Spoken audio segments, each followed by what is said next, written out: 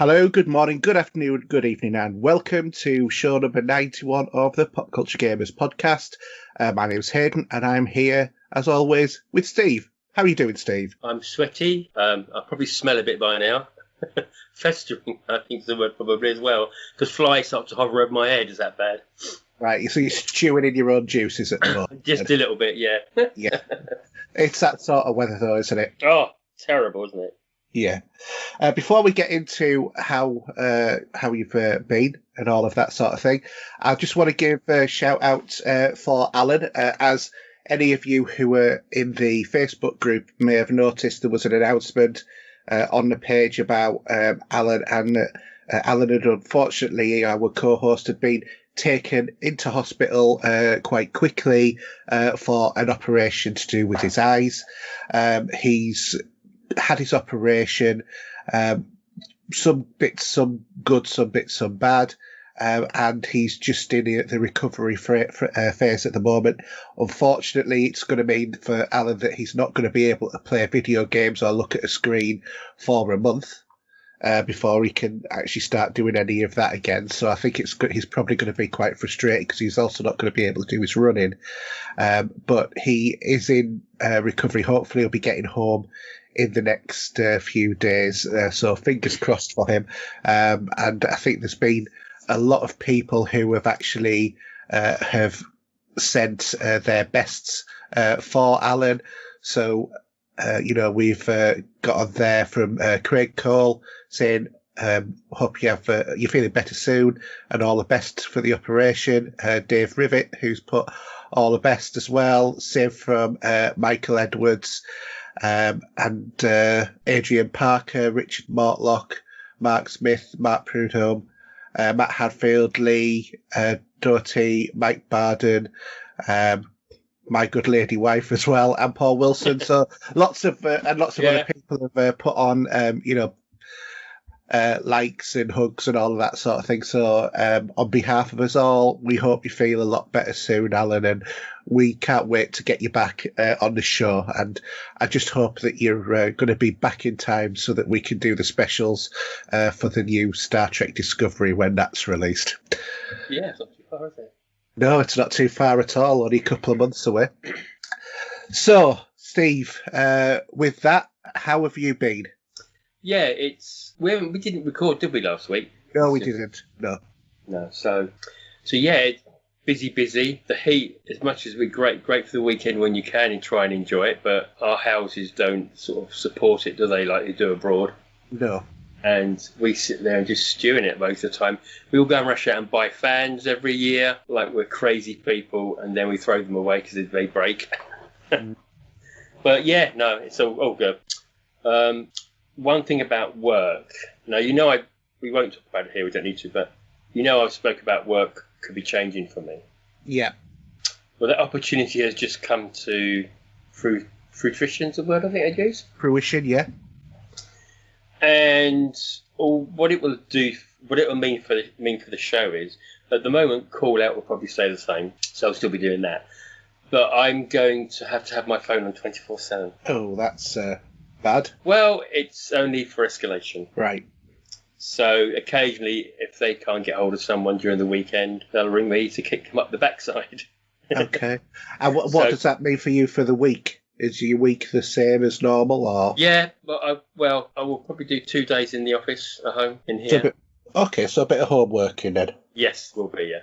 Yeah. And it won't be easy. It's not going to be an easy role, but I do relish the challenge and go from there, really, Yeah, I have to admit, homeworking, a lot of people, I think where I work, whenever you've said, people have said, oh, you're working from home, it's been all right, what part of your garden are you doing, sort of thing, that type of attitude. But to actually work from home is incredibly hard. It is, because there is so many distractions, and keeping yourself focused and delivering on time is really hard to do when you're doing it 5 days a week. Oh, it must be. I mean, there's so many temptations just to walk out of the room, isn't there? And yeah, or just turn around and you've got a big TV and a maybe a games console staring at you. Do you know? It's yeah. I mean, the last few weeks when I've been playing Ghost of Tsushima, I've been very, I'll just have 5 minutes. No, I can't have 5 minutes. Do you know what I mean? It's just been sort of like that. You have to. I think the way I'm going to think about it, because I'll have other people at work. Some people won't be at work yet, but the door can be closed. I'm going to have things to do which require silence and patience, if anything. Yeah. So you just got to think that you're being paid to sit there and do your work, and got to get on and do it. I think as well, the other thing that you've got to consider is your work-life balance, because working from home now, my work-life balance is even better than it has been, for many, many years. Yeah. But you've also got to be I think you've got to be very strict in two ways. You've got to be very strict in terms of doing your work, but you've also got to be very strict as in, right, this is what I'm paid for, I will work for that time, and then after that, it's either, you're recording flexi time, or if you get paid it, which I never do, you get overtime, or, time off in lieu, whatever it is, and that you can record that properly. So, say, all my timesheets are all on a spreadsheet. And if I, and occasionally, you're at home, things happen. I mean, it's like, for example, I've got a gardener, for example. So if the gardener comes and I spend 15 minutes talking to him, I'll record that time as not working, as it were, and I'll adjust my hours in the day around that accordingly. So it does give you a bit of flexibility in terms of, things like deliveries or workmen coming round or whatever it is that you want to do. But it is hard to keep really disciplined with it all the time. I think, from my point of view, there are set things I have to do, and they have to be done. So, do you know what I mean? So we'll see how it goes. Yeah. They did say that if I'm not suited to the role and I don't like it, I can always revert back. But I'm not looking like that, if you know what I mean. I'm not. I wanted to branch a bit differently in my role. Yeah. So, we'll see. Well, I think from talking to you, we're getting a bit tired of doing all of the out there jobs, weren't you? You wanted to do something with a bit more responsibility. Is that I suppose management sort of wise? Yeah. Yeah. So I'll be, there will be a lot of responsibility and things I need to get done to give to certain people and to run reports and all sorts of bits and pieces there. That's boring stuff anyway, but. Yeah, so I suppose we could talk about Zavi, couldn't we? Because I noticed you're having a bit of a whinge. Yes, I was, and I'm hacked off with Zavi. Why? Because it hasn't come out yet, has it? It's released tomorrow. They haven't posted it. It's a pre-order. Right, what we're talking about, guys, if you haven't seen it, is I tweeted to Zavi about why is it that my pre-order for the Flash Gordon 4K Blu-ray has not been dispatched, ready for arrival on Monday, which is the day that it's released. Which every other reputable place that you would pre-order from would get it to you for the day it is released. It's just the way it is. If you pre-order something so that you get it on the day it's released. They're saying, oh well, we haven't had the loading of them yet, and we'll be sending them out once we get those in. I can tell you one thing: if it hasn't been dispatched by midday tomorrow, it's getting cancelled, and I'll have it delivered by Amazon the next day. I'm hacked off, really hacked off with them, because it's not, it's a £50 collection. I went for the really big, the big one. I've gone for the Steelbook edition, which was much cheaper. But I haven't seen an email yet that's been shipped. The last one I had actually was Jedi. Jedi was posted last week for me. I should see that in the next couple of days in the post. Yeah. So that'd be the 4K for Return of the Jedi, because Empire turned up last week. Because what I don't get is Zavi is actually in Sheffield. So if they're in Sheffield, which is an hour away from me, but they're an hour away from me, why is it that it takes them longer than anybody else when they post anything out? You know, because I'm on their red carpet list as well. Yeah, we are both are. Yeah. So you know, I'm really hacked off with Xavi about this because I think it's terrible customer service when they just don't send out pre-orders for the day of release. You know, if you go to Shop 2 or anywhere like that, they do that. So on Amazon, Yeah. what you've got coming is not available. Oh, typical. The Flash 4K 40th anniversary 4K UHD collector's edition, yeah? Mm-hmm. With the books. There's some books there by the looks of it. Yeah, there's all sorts in it. 1, 2, 3, 4, 5. It's about 5 discs. Yeah. Yeah, that is unavailable as I look now. Well, I am going to HMV in Harrogate tomorrow, so I'll see if it's available there. And if it's there in the shop when I get there and it's not being dispatched by Xavi, I'll cancel my order there and then and pick it up at HMV. See, even the 4K, just the 4K version of it is unavailable. Yeah. As well. Obviously, they've got the Arrow one here, that's US anyway. Because I would have preferred Arrow to do it, but obviously we've got, is it Studio Canal that are doing it, I think? Mm-hmm. Just have a look at the box set so I can see. It is, yeah. So Studio Canal doing it. So maybe you might just see it in the shops. If you go to Sainsbury's or somewhere. Well, HMV are probably the most likely place to have it, aren't they? And that's where I'm going tomorrow. I was going to pick up some vinyl, but I might end up picking this up instead if they have it. But it's very frustrating. They don't give you, even though we do pre-orders. Now, this is the thing we've got to think about, is that we do a pre-order, but they can't give it to us until they get it. If they don't get it on time, we have to wait, unfortunately. I appreciate that, but this is a couple of times I've had bad pre-orders because I had the issue with the Thunderbirds vinyl. You were a bit, I don't know, there was an issue there with, did you ever find out why? Because... No, I didn't, but I did find out that I wasn't the only one who was affected by this. There'd been a lot of complaints about it, evidently. So something obviously went wrong because I got my UFO one before you did.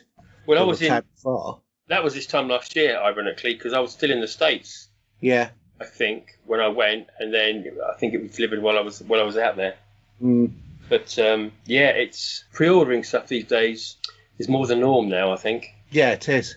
Even more so, really, because I noticed from my point of view I've got pre-orders coming in October. So I've got Dawn of the Dead, the 4K box set of that coming in October. Yeah.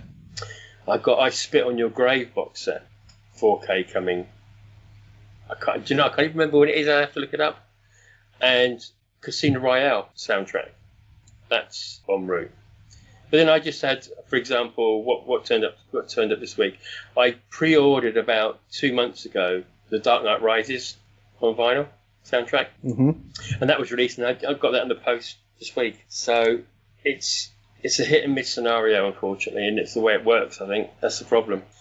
Yeah, well, I mean, at least my Pitch Black 4K has been dispatched by Xavi. Right. Is that the Arrow edition? Yes. You should go to Arrow and do it from there. It was cheaper from Xavi. Really? Really. Okay. It's unusual. Yeah. I do have a moan though for I've got a bit hacked up with Arrow only because of one thing. They've just given us the release of the latest bunch of Blu-rays that are coming out for the next month or two. Yeah. And Arrow are releasing The Last Starfighter. Nice. But I bet it's in 2K. It's US only. Oh, you're joking? Yep.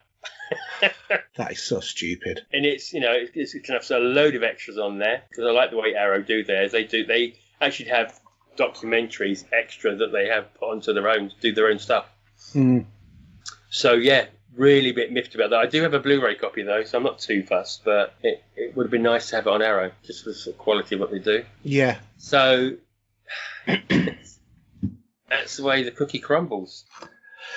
Yeah. But and yeah, what was one last thing just quickly? I've been after Batman Returns, the soundtrack I've been on the hunt for some time because it came out donkeys ago.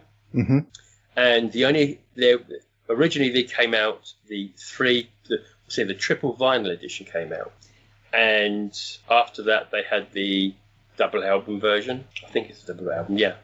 Now, I've spoken to Mo Sharif at Mondo quite a few times about it. We've had a few Twitter conversations backwards and forwards. He even tried to look for a copy for me in his office, if he had one. And unfortunately, no. But and when I listen to their live feed chats on Instagram and stuff like that, where people chat about what they'd like to see on vinyl and stuff like this. But for some reason, I think the licensing with that album cannot be repressed because they don't have that license anymore. So basically, they're out there, but it's going to cost you a fortune. But luckily enough, a pal on Twitter, a friend of mine, and Northfleet, his name is, was able to had a spare copy, and it arrived last week on my doorstep. So I was well chuffed with that because it is something. Even if you look on Discogs, it's going pristine copy. It's going for over 150 quid. Nice. So it isn't easy. This isn't as bad as something else I'm after from Wendy Carlos. Now we all know her for Clockwork Orange and Tron in the original Disney movie, but she also did The Shining. And if you want to copy that on vinyl, you got to have a look what it's going for on eBay. It's ridiculous. Absolutely. It's just, if you find an eBay going on a maybe with a short start in a bid, and you might want to try and go for it, all well and good. But yeah, and also she's very, unfortunately, I like getting that license because I've mentioned that to Mondo before, that it's very, this is the problem. It's not just pressing any vinyl. All these licenses have to be acquired before they can get anywhere. Then they can deal with the artwork and the pressing of the vinyl and do what they need to do to promote it. Yeah. And yeah, Wendy Carlos is a tough nut to crack because no one can get anything out of her to do it. And she's getting on now, bless her. She really is getting on. But she's fantastic. But yeah, this is the problem. There's a big want list that I'd love to see, and yeah, it's a shame. Also, I didn't know this, and I was really gutted. Now, I've been watching Mondo doing a Comic-Con stream. The Comic-Con, sort of the live one that's been on over the last few weeks. I think there's been a few bits and pieces coming out with trailers and stuff as well, we'll see. And they announced some pressings that were going to be coming in the future. And one of them is a certain game that you've just finished playing. Well, I'm not surprised. And there was only 500 copies for this Comic-Con edition. Yeah. I didn't even get a sniff of it. They went just like that. And if you go onto eBay and look for it now, you'd pay the earth for it. It's those mean people that grab things just to make money. Yeah, they shouldn't be allowed. But so that's been gone. There is a black pressing available from the original people that are doing it, but I'm not too fussed because I'm waiting for something else that they're going to be bringing out, because I have got a voucher with them after getting my Marvel Avengers box set coming in, the second copy. Yeah. So I've got a nice hefty voucher to use at some point, which I will probably use because they did announce on the quiet that they're going to be bringing out Daft Punk's Tron Legacy soundtrack. Right. Which is pretty cool. That, again, is another one it's hard to get hold of. You can find it on CD pretty easy, but, again, on vinyl, it's a bit of a tough one. So, yeah, so we'll go there. But anyway, so how about you? What have you been up to, Val? Very little happening at the moment. One thing I have been thinking about doing is starting a little project to make a retro arcade cabinet using a Raspberry Pi and an old monitor. Yeah, you mentioned that briefly a couple of weeks ago. Yeah, well, I've since then found a website that does kits for making the cabinet. So it's all pre-cut and etched and all of that. So you just literally choose the right size and put it together. And then another site that designs decals that you can stick on, draft boxes that you've made, either done yourself or purchased in. And I've been looking at some of the joystick kits that you can get as well. So all the cabinets come with preset holes so that you just slot the joysticks and the buttons in, and then you just wire them up to the Raspberry Pi.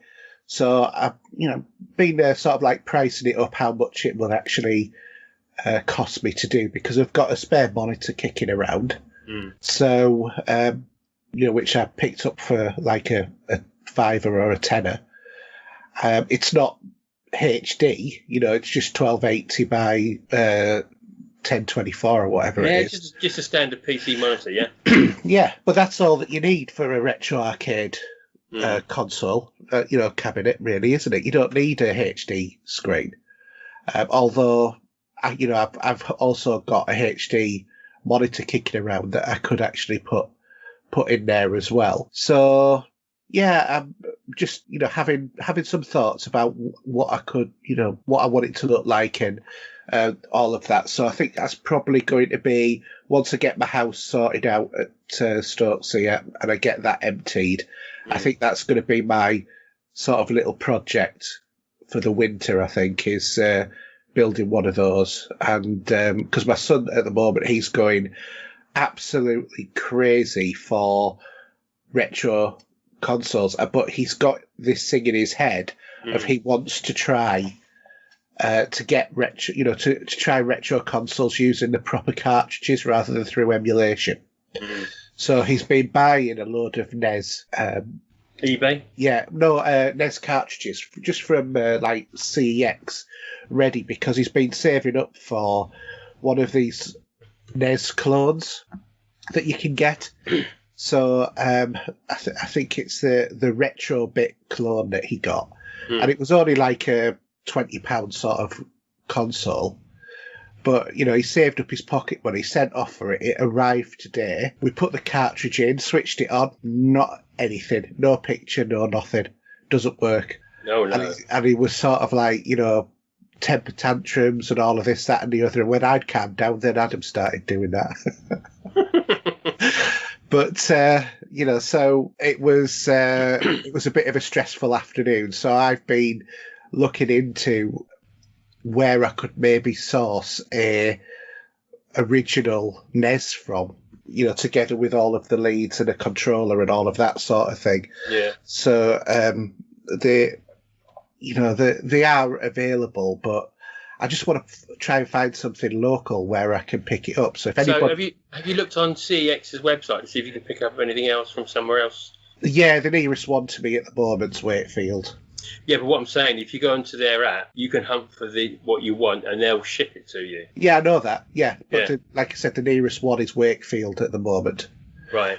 But while CEX give like a 2-year warranty with them, they are also probably one of the most expensive ways of buying them as well. So I'm just sort of trying to find someone somewhere who's sort of like selling one or whatever to, basically give to my son so that I can get him set up on that, because I'm sure it's just going to be a phase thing and then he's going to be not interested in it anymore. Yeah. So, but he just wants to try it, and he's bought these 3 cartridges and all of that. So we'll just have to wait and see how that goes. Also picked up a few Blu-rays this week. Got Big Trouble in Little China, which is the Arrow version. It's got loads of additional extras on there. Sorry, go on. No, it has. Yeah, I do have a copy myself. So yeah. And Time Bandits as well from Arrow. And I also picked up the Black Hole soundtrack, an original Disney, sort of like pressing on vinyl as well. So, okay. Yeah. And that's, I've forgotten who is it. Is it John Barry? Yes, it is, yeah. Yeah, John Barry, who did that soundtrack. And that's one of my, favourite sort of like sci-fi films, other than Flash Gordon and Star Wars, back from that era, because I was like a little kid when that came out. It was brilliant. So, yeah, so up and down kind of week, but, that's the way it is. Anything else you want to add? No, not really. We can swiftly move on from this point, I think, 'cause I'm just trying to stay cool at the moment, as they say. Yeah, that's fine. Well, in that case, then we'll move on to Gaming This Week. All right, so Gaming This Week, and we've got a couple of little bits of news. First off, about Microsoft ends xCloud support for iOS and is launching as an Android exclusive. Is all I can say about this one. Oh do. I was thinking of you when I heard this story. Do you know what? I never even got to try an Android because even though I've been in the preview program for just about everything, they never got me invited into that. So Apple is evidently not happy about Microsoft's streaming plans and has stopped them from launching the xCloud on the iPhone, perhaps forever, because no matter what else is going on with Microsoft's promotion of the Xbox Series X, they're sort of like Ace in the Hole, which is the Project xCloud, which is their streaming service for games, has been tested for several months and seems to have been working very well. However, it does, yeah. Yeah, as far as Apple's concerned, they've forced Microsoft to end testing almost a week early, and now there are no plans to launch iOS version of xCloud on the 15th of September, when the service will officially begin on Android. And Business Insider has reported that the reasons come down to violation of Apple's App Store policies. Both xCloud and Stadia offer access to 100 games through their apps. So to be approved for iOS and iPad iOS, the apps and their content need to be approved by Apple. However, while the apps can be reviewed, none of the games offered by either service can, which is where the problem arises. So the App Store was originally created to be a safe and trusted place for customers to discover and download apps, and a great business opportunity for all developers, says an Apple spokesman. But before they go onto our store, apps are reviewed against the same set of guidelines that are intended to protect customers and provide a fair and level playing field to developers. Streaming apps such as Netflix and Spotify are allowed on the App Store, though, and both offer content, movies, TV, or whatever, that Apple can't review. Apple argues it's different for games as they're interactive and can take advantage of in-pay app payments through DLC and have an App Store rating. The company also says there are consumer expectations baked into the App Store relating to gaming. I've got to say, I think that this is complete and utter rubbish. The reason why Apple don't want to do it is because Apple have the Apple Games service where you pay like $5 a month or whatever for it, and they think that they will lose out because of putting xCloud on there. That's why I think that this is going on, not for any other reason. Yeah, you could be right. I think their close protocol that they have with Apple is so tight that they don't like to open it up, do they, either?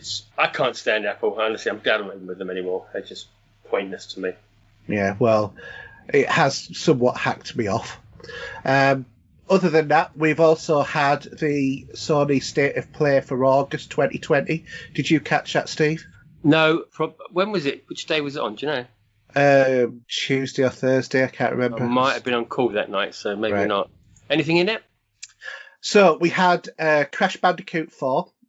So developers Toys for Bob showed off a new look at the upcoming 3D platformer, announced Inverted mode, which adds a totally new and dynamic look and feel to each level. So the spiel goes, or in other words, they turned things backwards and made the graphics look a little bit different to make you feel like you're getting more for your money. And it's still a tough game as well, isn't it? It's old school, isn't it? Yeah, to be honest, Crash Bandicoot is very... I don't think I'll ever pick it up. I think the only way I'll pick that game up will be if it's, comes with Plus or something like that. The really exciting thing was in there about Hitman, because IO's Hitman trilogy, including the forthcoming Hitman 3, will be playable on PSVR. And PSVR will be supported for Hitman 3 when it launches in January 2021. This is first-person mode.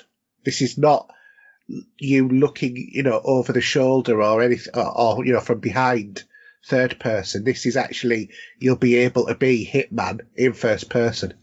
Yeah, well, you're a big fan of Hitman, aren't you? So I am, yeah, definitely. Will you be looking forward to playing this in VR? Heck yeah. Maybe not in VR, but I'll be definitely looking forward to playing Hitman 3. Cool. So, Braid Anniversary Edition was announced. An upgraded version of Braid, the acclaimed 2008 puzzler, will be released for the PS4 and PS5 in early 2021. The new edition has hand-painted for modern higher resolutions with 9 pixels to every one in the original. I don't think that that's really saying a lot, though, because it was quite a blocky game from what I remember. It also features new animations, improved sounds, music, and hours of developer commentary. Spelunky 2 is a release date. The long-awaited sequel is coming to the PS4 on September 15th. Do you think you're going for that sort of game? Yeah. Nah, I didn't like the other one, so... Well, I played the other one on stage at EGX back in, a few years ago now. They were doing a little tournament, and I put my hand up to get on the couch. Yeah. It was a couple of the guys that do the Xbox stuff on YouTube. Yeah. And I was doing that on there. And yeah, you can see me on... I am on YouTube actually playing it and failing dismally if you want to watch it. But it's one of those sort of games that is never really my cup of tea, to be honest. Yeah, no, I know exactly what you mean. One that might be, depending upon whether or not you've got your awkward head about Star Wars on or not, though it might be on your is Vader Immortal. So Star Wars Vader Immortal is coming to the PSVR on August 25th. Sony has announced during the State of Play broadcast the canon Star Wars adventure was originally exclusive to Oculus. But this is coming to PSVR. Now that is something that's going to be worth picking up, because I've heard it's a very good campaign. Yeah, so see, we never get a great Star Wars game, do we, anymore? That's thing. I don't know that not great, but I enjoyed the last Star Wars game. Yeah, Jedi. I haven't been to that route yet of that game. Well, you can't say until you've played it, but that was a good game. Yeah. That was a good game. But Vader Immortal, by what I've heard, is supposed to be a very good campaign. Control AWE expansion is being dated. So the second expansion for Control AWE will be released on August 27th. And the new trailer featured a glimpse of Alan Wake confirming AWE as Remedy's suspected Control Alan Wake crossover. Interesting. Yeah. There's also Temtem is coming to the PS5. The Pokemon-like MMO, which will be launching after Steam Early Access on PC earlier this year. There was also Hood, Outlaws and Legends announced for the PS5. That's set during the Dark Ages, and Hood is a third-person 4v4 heist game that developer Sumo Newcastle calls a dark and gritty reimagining of the Robin Hood legend. And all I can say is, by that description, it sounds awful. So, yeah, that was about it. There was also some new trailers for Bugsnax, Godfall, The Pathless, Aeon Must Die, Anno, Mutinium, Gashen Impact, the Pedestrian, and Auto Chess. So that was about it. I have to admit, I was a bit, apart from the Hitman stuff, I was a bit meh with it. Well, to be honest, there's not a lot there, is there? I think. No. And they did say, Hitman probably is quite a big thing, and whether this Alan Wake thing or whatever it's going to be, we'll see. But it's really now we're all waiting for the prices of the consoles, aren't we? Yeah, I have to admit I do find it quite amusing, because I said absolutely ages ago when it first got released, Control looks quite a good game. Now everybody's going in raptures over it, and I'm sort of like, well, I'm over that now. I've moved on. Yeah. Do you think it's taken ages for that game to take off? Do you think it was a sort of a poor state of play this time? Yes, definitely. It was very they built it up, and I wasn't impressed. They did say that previously that they weren't going to be giving any information on any type of console related information. Yeah, no, that was poor. It was poor. Because there was obviously the talk with Microsoft at the minute, and they've got another one coming up soon. And aren't they announcing a load of, obviously because of the Android and the iCloud and all that we're going to be using, or carry on using as far as I'm concerned. I've been doing the testing on it. They got a load of kit to release that you can use with your Android device, ranging from controllers. Well, so I've got a Bluetooth controller that I use, but what I would like to have, and I haven't seen any pictures yet or any pricing to say, is the ones that can clamp round each side of the phone. Yeah. So it makes it like a Switch. And people have always asked, will we ever get a portable gaming peripheral for the Xbox? Well, there it is. That's basically what it's going to be, isn't it? It is, but it does rely heavily on an internet access. But from obviously a lot of people will probably might want to, like I do. If the missus is in the lounge sometimes and you're with her and she's got the TV on in the main room, and you think, well, do you know what? I'll just put my controller on and I'll play Destiny and I'll do a bit of bits and pieces while she's watching EastEnders. But then again, you could also just power up your laptop and do the same thing through the Xbox app. Yeah, depending on what you're using, obviously for the laptop case. But in my case, is that the phone is superb for it, and obviously because you're in your own house, you're going to get what you need to run it smoothly anyway. I have tested it in an undisclosed building, shall I say, where I've been using their 5G, and I took my controller to work and played Halo flawlessly in their office. So again, it's down to your internet access anyway. Yeah, it is. But I think it's more of another way of playing in the house when you're not on the big TV. Yeah, that's true. But I have to admit, if I'm not at home, I don't really have the desire to play games. Yeah, because I think, as I've always said, I always have to play it on the big screen anyway. Yeah. But if I wanted to do a bit of micromanagement in Destiny, yeah, just from that point of view, as we always used to call it when you were washing your hair. Exactly. Or even if you wanted, do you know what? I'm not going to get on tonight, but I really want to see what Zer's got. Yeah. Let me just pop on now and have a quick look. So, yeah. I mean, it's like I have a Switch. I would never take, if I was like not working from home but working from the office, I would never take the Switch in on a lunchtime to sit there and play on the Switch. I'd never do it. I would never do it. You didn't get any work done, would you?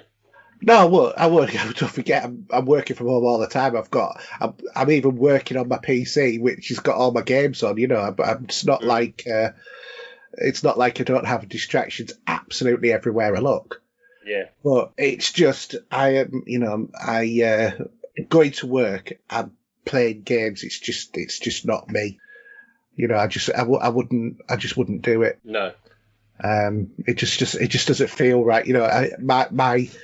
Although I still want to play games, my want to actually do that switches off as soon as I walk out of the house. Yeah. I mean, I only get a half an hour lunch break. But I would just sit down and probably watch a video or something, just to switch off from the world when I'm going to have a bite to eat. Yeah, I mean, to be honest, out of all of us, I would have thought that you would have been the one who would have benefited the most from a Switch. Yeah, but from the idea of an actual Switch, it just doesn't appeal to me. The games don't appeal to me. It's nothing, I can play at home. What I've already got. I'm not going to pay for a game that's going to be £30-40 that I've got already on another console. You don't have to necessarily, though, because the digital amounts, so when you get them on a sale, are very cheap. But some of them are pricey, though, aren't they? Some of the big games. Not if you wait until they come into the sale. Yeah, but then I've never been a handheld console person anyway. But I do like the idea of using my Xbox in the house via the phone, because it's quite a big screen anyway. But that's just all I'd need. I used to have a Game Boy back in the day, and I've had all sorts of iterations. You had a Vita, didn't you? I also had a Vita, and also I've had. I used to sit there I used to take the kids to. They used to do some schooling they used to go to on a Saturday. I'd sit in the car and play Mario Kart or something, Yeah. But really, I'm not too fussed, to be honest. I have to admit, though, when you took your Vita back to CEX to sell it, did you say "Hasta la Vita"? Yes, I did. Ciao, baby. It's gone. Anyway, should I? Yeah, do you want to do the new releases? So, on the 7th of the 8th, we have got Horizon Zero Dawn, the complete edition on PC. A well-known PlayStation exclusive that's never going to come onto any other format. That's correct, it was. Also on the 7th of the 8th, we've got Inertial Drift, PC, PS4, Xbox One and Switch. On the 12th of the 8th, we have got Pop-Up Dungeon on the PC from Humble Games. On the 13th of the 8th, we've got Kill It With Fire on the PC from Tiny Build. And on the 14th of the 8th, we have the Total War Saga Troy, PC from Sega. Not much there. Not much there. Do you want to do the consoles and I'll do the PC? Because there's loads of PC. Yeah. Free so games with gold for the Xbox, we have from August the 1st to the 31st, we have Portal Knights. From the 16th of August to the 15th of September, we have Override. And Xbox Originals, we have from the 1st to the 15th, we have got... Do you know what? I can't have to go closer. It's so tiny, those pictures. MX Unleashed. Yeah. And then from the 16th to the 31st of August, we have Red Faction 2. Yeah. PlayStation Plus, have you anything for that yet? Has it come up? Yeah, still there. So we got Fall Guys Ultimate Knockouts and Call of Duty Modern Warfare 2 Campaign Remastered. Yes, indeed. And a bit of that. So on Twitch, we have up until, by the look of it, the offer says that up to the end of the 31st of March, so it's going to be on for a while, and then other ones are 1st of September. But there is SNK 40th Anniversary, Metal Slug 2, Seguku 3, King of the Monsters, Ironclad, Shot Troopers 2nd Squad, Baseball Stars 2, Shaq Fu, A Legend Reborn, which is actually quite a good fun game, I thought, Warsaw, Dead in Vinland, Treachery in Beattown City, Truberbrook, Blazing Chrome, and Chrome Squad. So that's a heck of a number. See, 1, 2, 3, 4, 5, 10, 14 games that Twitch are offering you at the moment. And then if you switch over to Epic, up until the 13th of August, you will get episode 1 of Welcome to Shovelworks and Wilmot's Warehouse. And then from the 13th, and also Remnant from the Ashes and the Alto Collection. So they're all free from now, for the first two free from now, and then the other ones from the 13th of August. So that's quite a lot of free gaming there. Yeah, if there's something there you fancy, you're going to be in for a sort of an override of games there. Be a meltdown, I think. Well, I think SNK normally seems to attract a lot of followers, doesn't it? And like I said, Shaq Fu, it was okay. It wasn't like the most fantastic game in the world, but it was, just an enjoyable little romp. Yeah. Didn't take too long to complete. So, what have you been playing then, Steve? Well, I haven't really been playing a lot of gaming at the minute. The weather and that and work, it's been a bit... I've sort of been playing a bit more of Ghosts and progressed a bit more. But I'm probably miles away from anywhere in this game yet. But I just take my time with it. Yeah. Have you opened up the second area yet? No, I haven't. Excuse me. I'm just going to turn my work phone off to vibrate because it's making a lot of noise. So other than that... No, I'm still a little way to go yet, I think. But I do love the game. It's fantastic. It's just when I get the time, and at the moment with this hot weather at night time, I'm knackered. I've not got the energy to be playing gaming. To be honest, I'd probably just sit there and watch a bit of Netflix or something, Yeah. Or a movie or something necessarily. Yeah. But you've done rather well, haven't you? Well, yeah, I've platinumed it, so I've actually completed the whole game. Done absolutely everything that there was to do in the game, and I've actually traded it now because Did you get a good price for it? Yeah, I got £40 cashback price as well. Oh, that's right. Yeah, I took it to Sex and they gave me £40 for it. So you just got a voucher for now then? No, £40 cash because I thought that £40 could go towards my one of my new next gen consoles. But I thought, I thought I really love this game. I would love to play it again, but I won't play it again for probably 3 or 4 years. So, and by then it might be Ghost of Tsushima remastered rather than, the standard version, or there might be an update to it or something or other like that, something to bring me back. And I thought, well, if that's the case, I'll either want the remastered version, or if that's not the case and I want to play it again, being a PlayStation game, it might come with Plus, or I can pick it up dirt cheap by that point.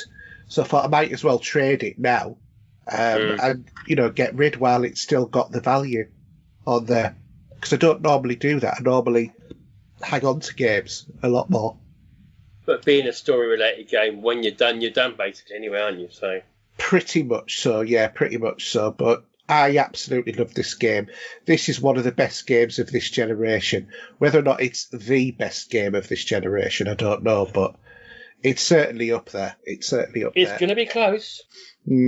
But the imagery, I've never taken so many screenshots of a game because it's not normally me doing all of the screenshots, but I must have took over 100. Yeah. So to get the platinum, without saying too much about spoilers, obviously. Yeah. Did you have a second playthrough to do this, or nope? Did you just the world is opened up and you can just run around?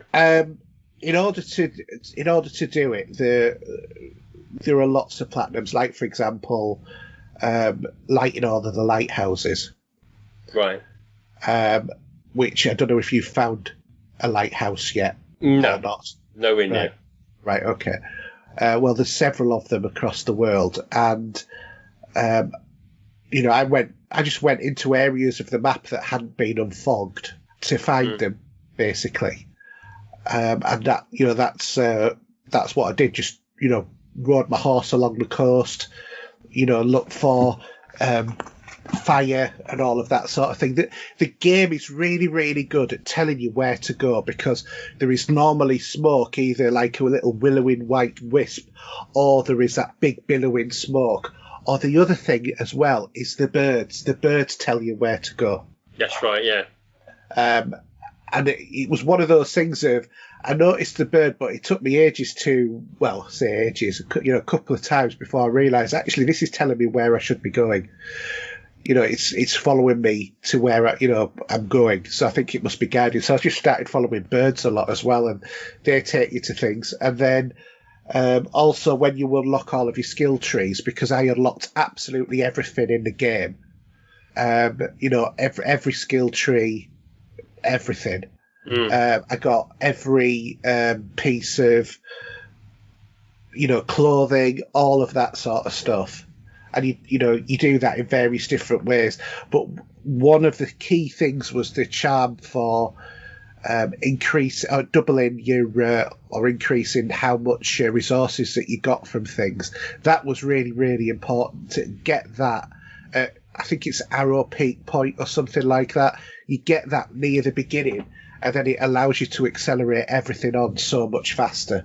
Because otherwise I would have still been messing around, collecting resources and stuff like that. And that would have it would have killed the game for me at that point.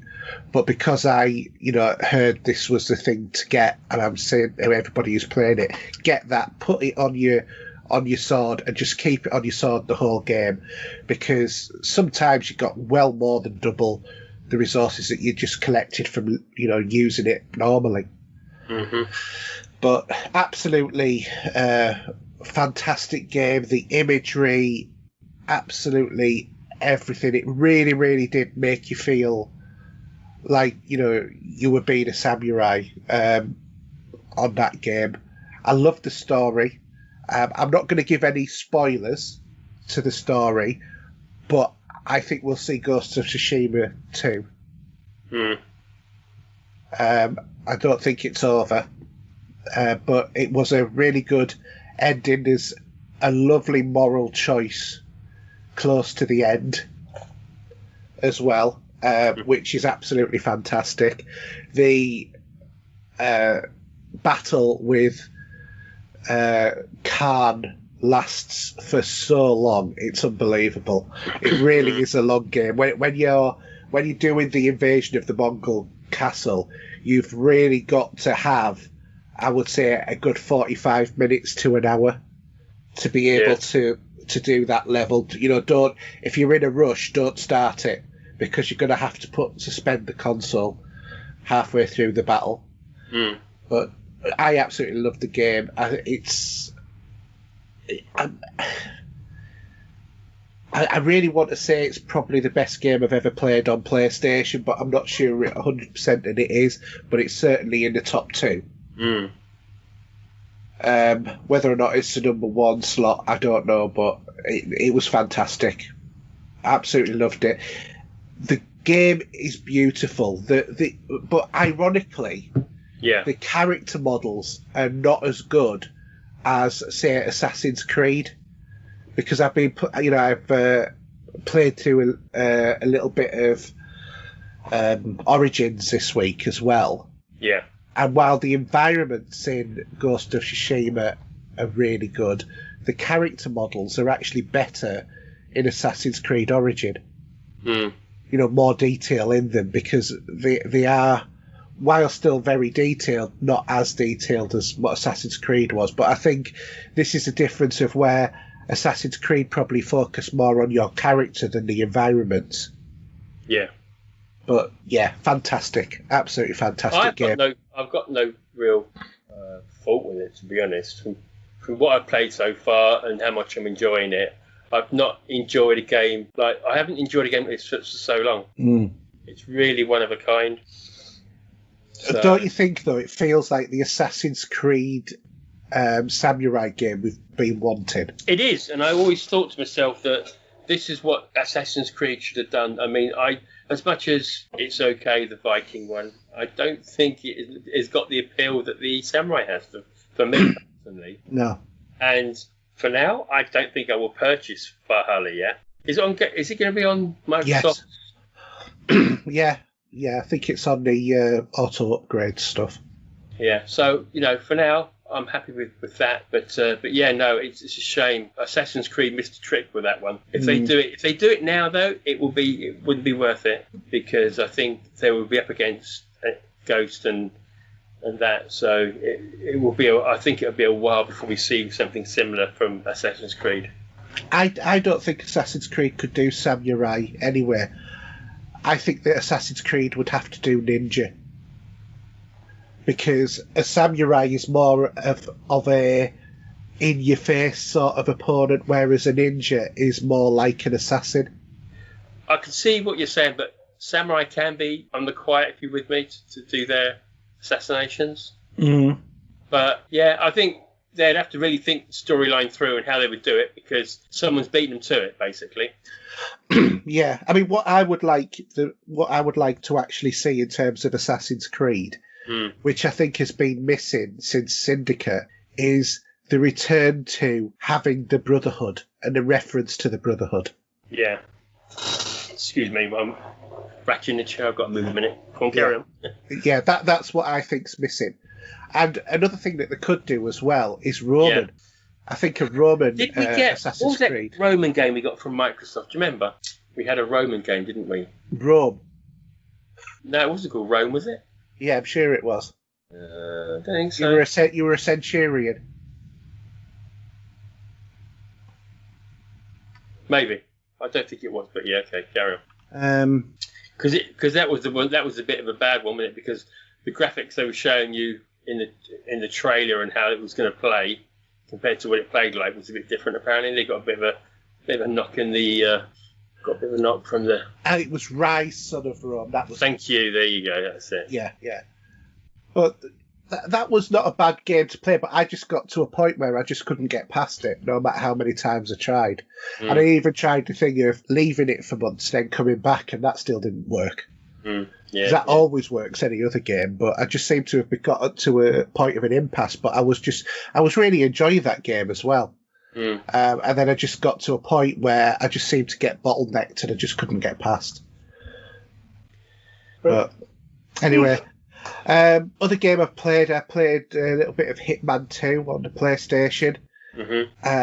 I've never really, even though I love the game, I tend to just get stuck earlier on and just exploring the world and, trying different things and stuff like that. And plus the fact on the PC, I absolutely love the Sniper Challenge. I'll play that for hours. And I've got 3 or 4 different levels of that. And a matter of fact, funnily enough, I've actually been playing the Sniper Hitman game on my phone. I never play games on my phone, but Well, you're contradicting everything we said earlier now. But I've been playing it at home. Yeah. Okay. When the missus has been watching TV. Mm. And then I put it on my iPad so that I could see it better because my eyesight's going. But so I did a bit of that. But Hitman 2, it's just such a brilliant game. It really is such a brilliant game. Can't wait for Hitman 3. And then another game I played was Carrion, which is one of the new Game Pass games. So this is a horror game where it's sort of like a reverse horror, because you play this monster of unknown origins. Right. It's kind of looks like a bit of a cross between the Blob and Venom, if you can understand what I mean by that. Okay. And the game it does remind me very much of sort of like Dead Cells. Have you played Dead Cells at all? No, I didn't get into that. That wasn't my cup of tea. Yeah, well, this is sort of like a 2D side on sort of like platforming kind of game, although the platforming element's not really an issue. But you play this massive sort of like tentacle monster, and you can just crawl and walk up walls and all of this sort of thing. Well, you sort of like walk up walls, as it were. It's quite weird, but the controls are very, very slick in terms of the way that your character works. You can use the right thumbstick and trigger to sort of like grab objects and, pull doors off, or grab hold of humans that you can eat or you can rip to shreds and all of that sort of stuff. But, you basically play this tentacle monster whose objective is to make your way through this facility that you have woke up in, stalking and killing humans that get in your path. I don't think it's a massively long game. I think it's supposedly up to about 6 hours to complete the campaign, although I think some people have been able to do it in as quick as 2 hours. Right. But it's just a great bit of fun. There's a lot of puzzle solving to it, because there are some bits of the environment that you can change, some bits that you can easily access, some bits that you can reach into but maybe not touch anything. You get different abilities as you go in the game, so you get the ability to like shoot a web sort of thing, which you can use to pull switches which are out of your reach to open up doors.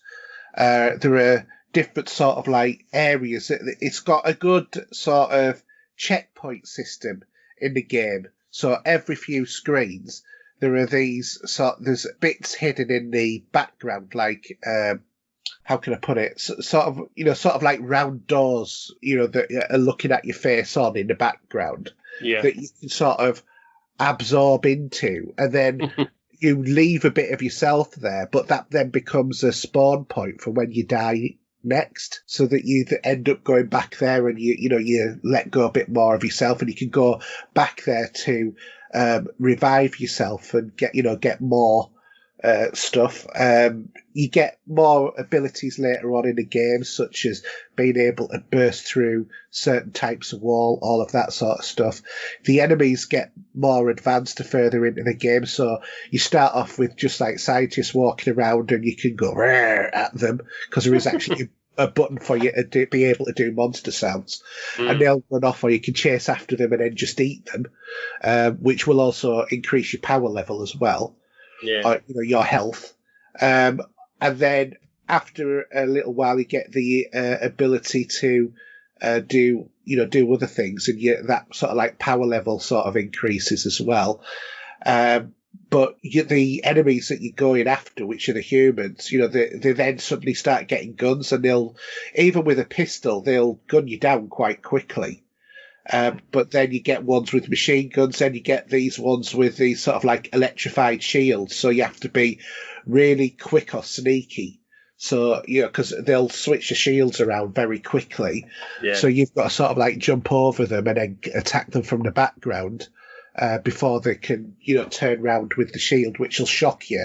And as it shocks you, it depletes your health, and you physically get smaller as well when all of that's going on. So, but there's loads of ways that you can actually do stuff sneakily and all of that as well. So it's quite a well thought out game. I've actually quite enjoyed it a lot more than I thought I was going to, because I thought, oh, if it's a bit like Dead Cells was all right, but it was a bit meh.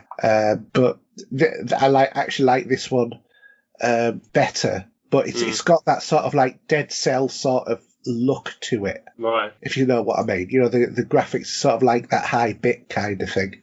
Yeah. But yeah, it's it's free on Game Pass, so if you've got Game Pass, it's definitely worth having a look. Oh, absolutely, yeah. So, have you got any more games to talk about? Not really. I've been plugging the Destiny at the minute. I'm just doing I'm banner this week, so I've just been doing some pinnacles. Yeah, nothing to report really, but just doing just doing a bit of shooting just to keep yourself happy, All right. Just grinding away, as we say. But yeah, nothing to report with that. To be honest, it's going to bore people if I won't mention it. Okay. Well, in that case, then we'll move on to movies, TV, and streaming.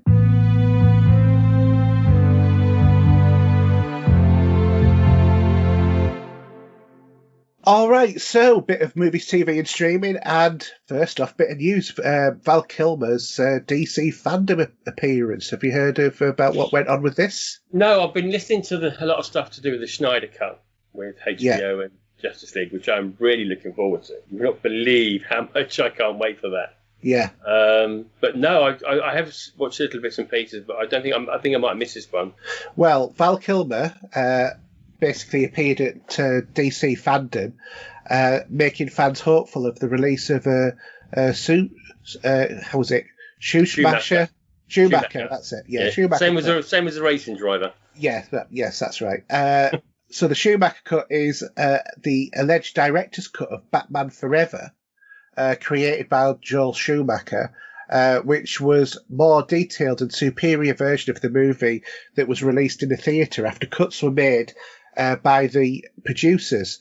Fans have been demanding that Warner Brothers follow the steps of Zack Snyder's Justice League in releasing the Schumacher cut on HBO Max. Previously, Mark Bernardin had revealed that the director's cut of Batman Forever did indeed exist and why it would be worth watching. It's also been long reported that Michael Keaton was being courted by Warner Brothers to play the older version of his character from Tim Burton's movies in the DCEU.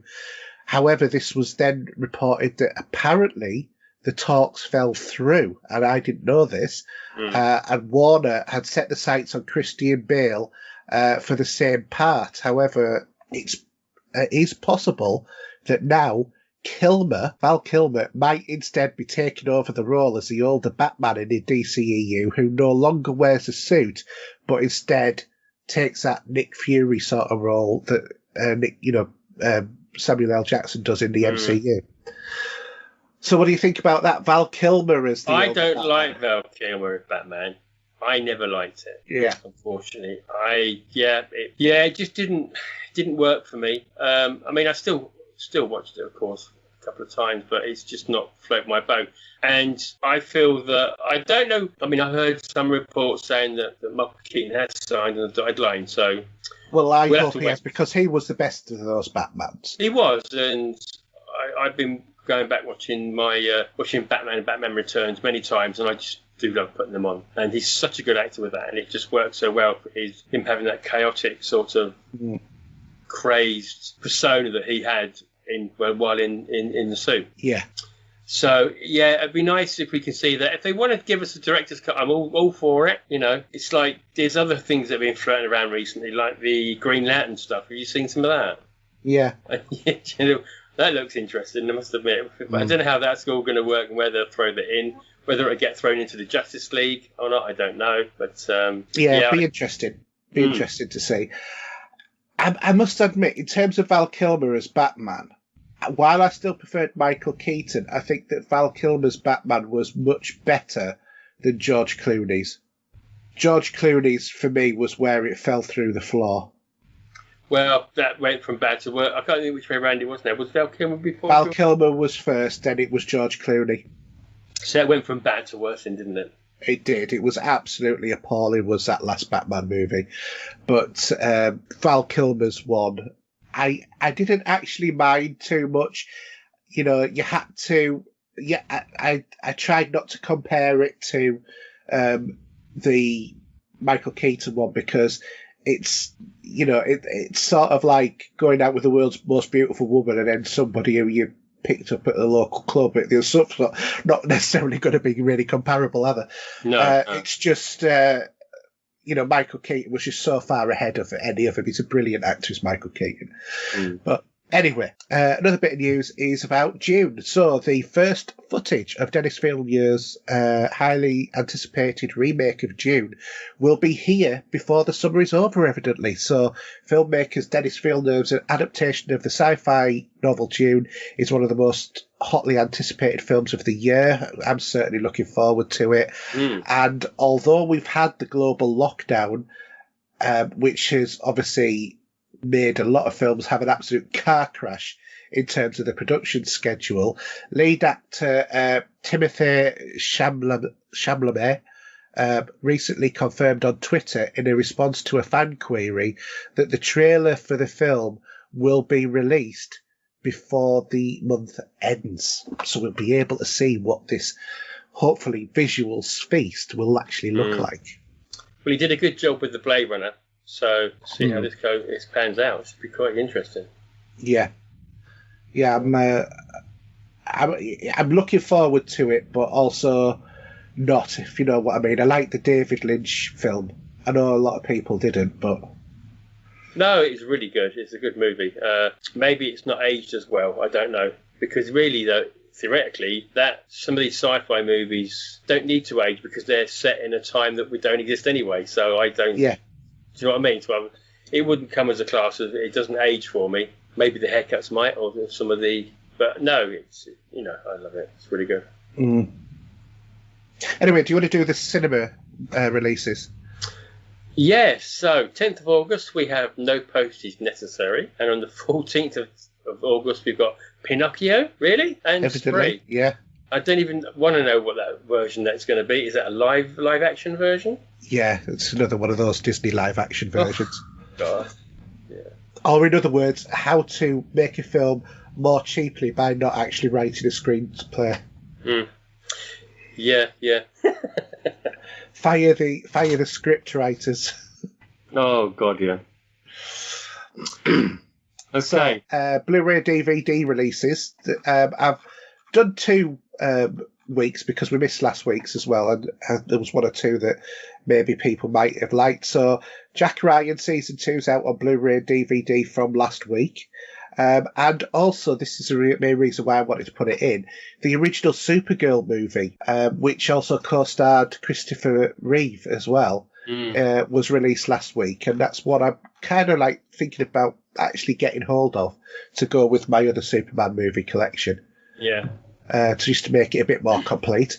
And then from tomorrow, we've got Bill and Ted's Excellent Adventure, Blu-ray 4K Blu-ray DVD, Doctor Who Series 6 Steelbook, and the Flash Gordon 40th Anniversary 4K UHT edition, which Xavier delivering late, and Spaceship Earth. Yeah. So I'm just having a browse. Anything there that would, other than that, take my fancy, and I can't really see too much there, to be honest. No, it's pretty. There is Eyeball the Engine. You've already Engine. I remember that. But yeah, no, that's all there is. Okay, yeah. Cinema charts. Yeah, you do those. So at 5 we have Vigil. 4 we have episode 5 of The Empire Strikes Back, 40th anniversary. Then at 3rd we've got 100% Wolf. 2 is Onward, and number 1 is Unhinged. And for Blu-ray DVD, we've got at number 5, Birds of Prey and a Fantabulous Emancipation of One Harley Quinn. We have at number 4, Doctor Who, The Collection Season 14. At number 3, Trolls World Tour. At number 2, Doctor Who, The Power of the Daleks. And at number 1, Star Wars Episode 4, A New Hope. And in what iteration of that is it? God knows. But there we go. So what have you been watching this week then? On the last couple of weeks? One thing I've been watching, I did watch fully again, was Parasite, which, if you remember, that won the best movie in the Oscars last year. Yeah. and was the first foreign film to win Best Picture. It's classed as a comedy, drama, and thriller. I don't really know what to class this as, although I will say it's bloody fantastic. And if you can sit there and watch subtitles in a movie, I would highly recommend this. The director was Bong Joon-ho, and I will not go through the stars because it'd be reading like a full list of names. No one will probably understand. But honestly, it's a really good film. The plot starts off that this family get given this rock, which supposedly would grant them some wealth. And one member of the family takes on a job with this wealthy family, and that's all I'm going to say about it. And it goes from there. But I thoroughly enjoyed it again. It's well worth a watch. It's a bit more... When I picked up my Blu-ray, it wasn't kicking around a bit, but you can watch it on Prime, for example, for £3.49 if you want. And it is available. I think it's in the charts now, available to buy on Blu-ray. Yeah. But I honestly, if you can sit and watch a movie with subtitles, I highly recommend this movie. I really, really do. And I can see why it won Best Picture, without a doubt. I do have the score now as well. I ordered that back in February, believe it or not. But because of lockdown, the pressing plant was in Italy. And as you can remember, Italy got pretty hard hit with COVID. So that's why it's taken 8 months to get here, it feels like. But wonderful score, a superb movie. I can't praise this movie too much. I can't say too much about how the story goes, but it's, wow. It is a really, really, really good movie. You know, I'd even, if you could get to watch it, Haydn, I would. If you can sit down and watch a subtitled movie without distractions, I'd say go for it. But yeah, the other thing I've been watching this week was on the Comedy Channel, and it's been on for 2 weeks so far. I don't know if it's the third week or not, but it's Movie Blunders. Okay. And I haven't seen a show like that in a long time. So they're showing movie blunders from movies now. Do you remember see that clip I showed you? Did yes. You play it? Is it from the Star Wars? Yes. That was from episode 1, that was. Mm-hmm. So, yeah, just seeing all sorts of movie blunders and continuity mistakes that you wouldn't believe would be still in the film. And the funny thing is, I don't get this, but they did have a selection and a section regarding CGI movies. How can you have continuity mistakes with a light switch not being on the wall and then being on the wall when you're actually making a CGI movie? Maybe it's rendered at a different time. Who knows? But you would have thought that wouldn't be a mistake, would you? No, you wouldn't have thought. I mean, obviously it is. It is, but you would think. I can understand. I mean, the classic Star Wars one, isn't it? In episode 3, episode 4, shall I say, New Hope, when the stormtrooper bangs his head on the blast doors. Yeah, and George Lucas put in an ow on that one. which is good because, you know, it does show that he's got a sense of humour and that he acknowledges it as a blunder. Yeah. And there was another one they showed, I remember right, was from Jack Black, didn't he do a King Kong movie? I think he did a King Kong movie. Yeah, he did. It might have been that one, or not. Actually, it might not have been Jack Black. It might have been the one before that. There was another one, and there was these people having a conversation. The camera was panning between the two characters, and there was some rope wrapped round his sort of shoulders. Mm-hmm. It was suddenly just disappear and go into the guy's hand. You know, so there was some blatant silly mistakes. But yeah, if you like that sort of thing, they're on the Comedy Channel. I'm sure if you've got Sky, you can probably search for those movie blunder TV shows. Yeah, I don't know. Have you ever seen? Well, I know you've seen it. Sorry, stupid question, but Diamonds Are Forever. Yeah. Because there's a car chase in there where he famously goes on 2 wheels, and goes down the narrow alley. That's it. And on 2 wheels. And all the whole strip of Las Vegas. Everybody's standing around watching it all. Yeah, that's it. Yeah. But I don't know whether or not you've ever realised this, but what happened was they had a film crew film that, and when they finished the filming of it, they realised that the car exiting the alleyway was actually exiting it the wrong way up. So it was like. So that's why. Did they need to mirror the print to deal with it? Maybe. No, they couldn't because it was the underside of the car. Right. So that the car was when it ticked up to go into the alley, it showed you the roof. But when it came out of the alley, looking at it in the same direction, it showed you the underside of the car. So what they did was, rather than go and refilm that, which would have cost too much money, they had Sean Connery and his co-star sit in the car, and they played a shot of going down one of these alleys, but then they tilted the camera from 45 degrees one way to 45 degrees the other to make it look like he'd done it twice in the alley, and then they put it in between the two shots, and that's how they edited it out. But it was that was on one of the direct commentaries of the movie. They did. There was a few clips from James Bond. Anyone actually remember of now there was the underwater fight scene from Thunderbird. Yeah. And Sean Connery gets his mask off underwater, his scuba mask. Yeah. And he gets another one from a baddie, but it's a black one. Yeah. And then in the next shot, he's swimming away and it's blue again. Yeah.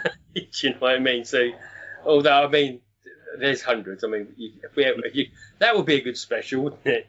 Well, I mean, it's movie a good job. Blunders. Yeah, let's hope that they, don't choose to go do the Last Jedi, because they'll just have to show the whole thing, because the whole thing's a continuity mess to the rest of the saga. God, yeah.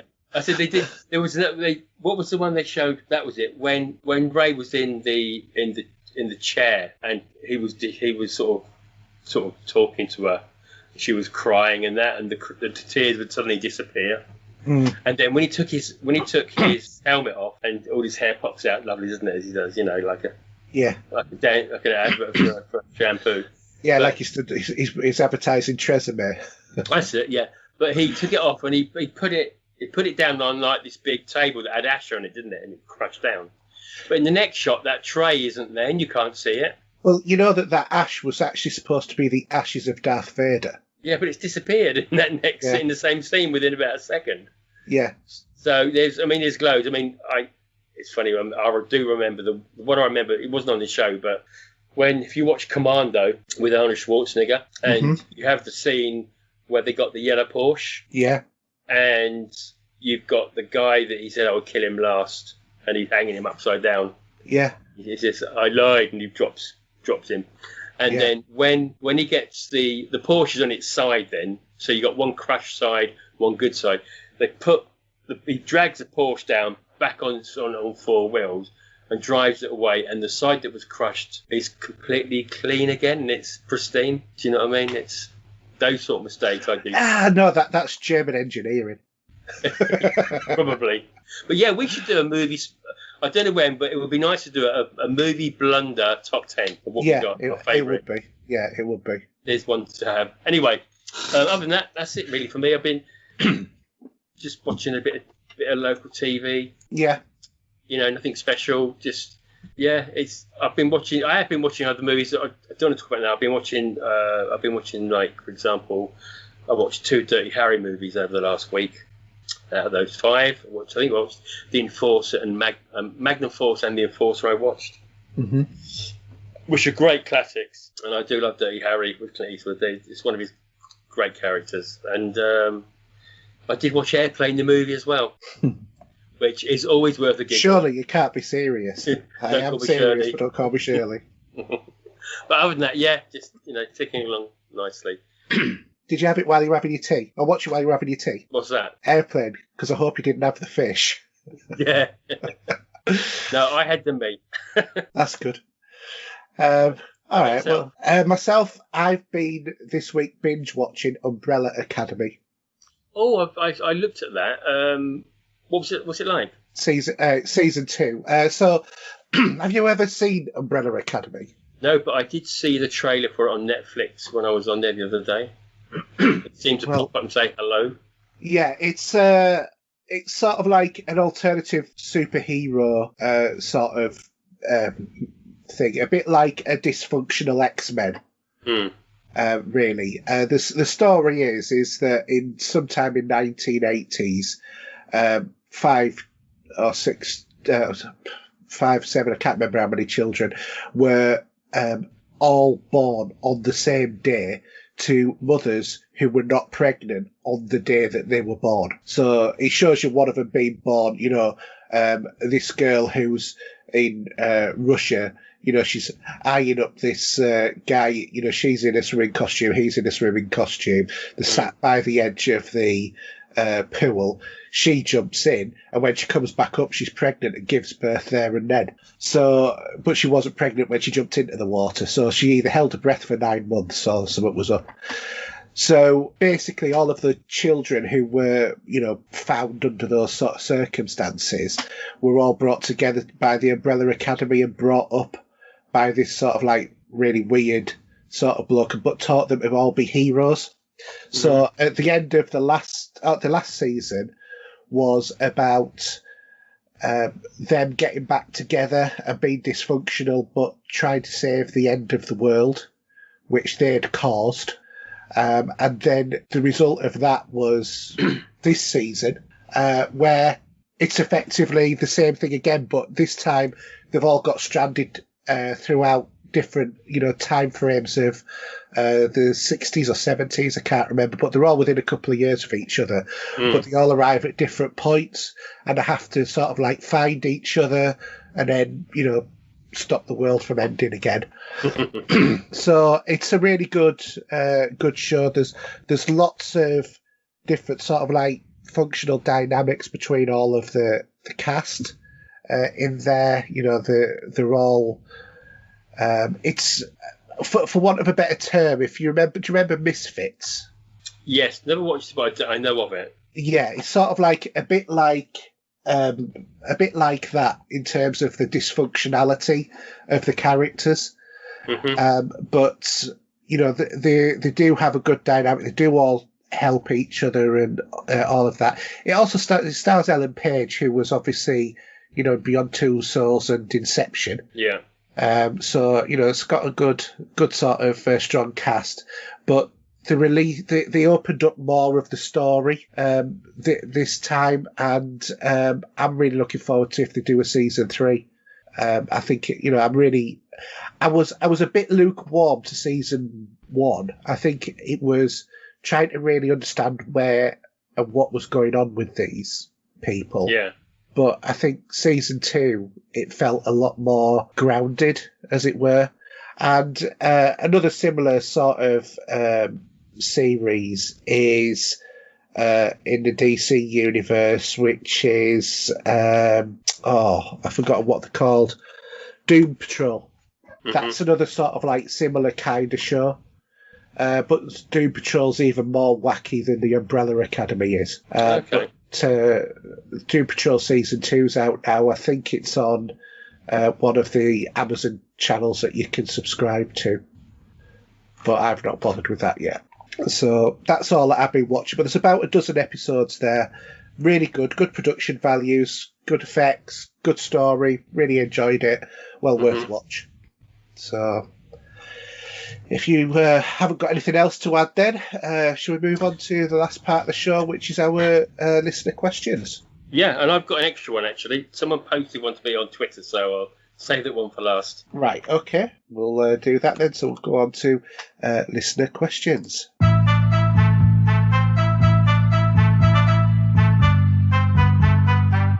All right, so listener questions and our poll. So the last poll that we put up, which was granted week before last now, was with cinemas now showing a lot of older movies again due to movie schedules being moved.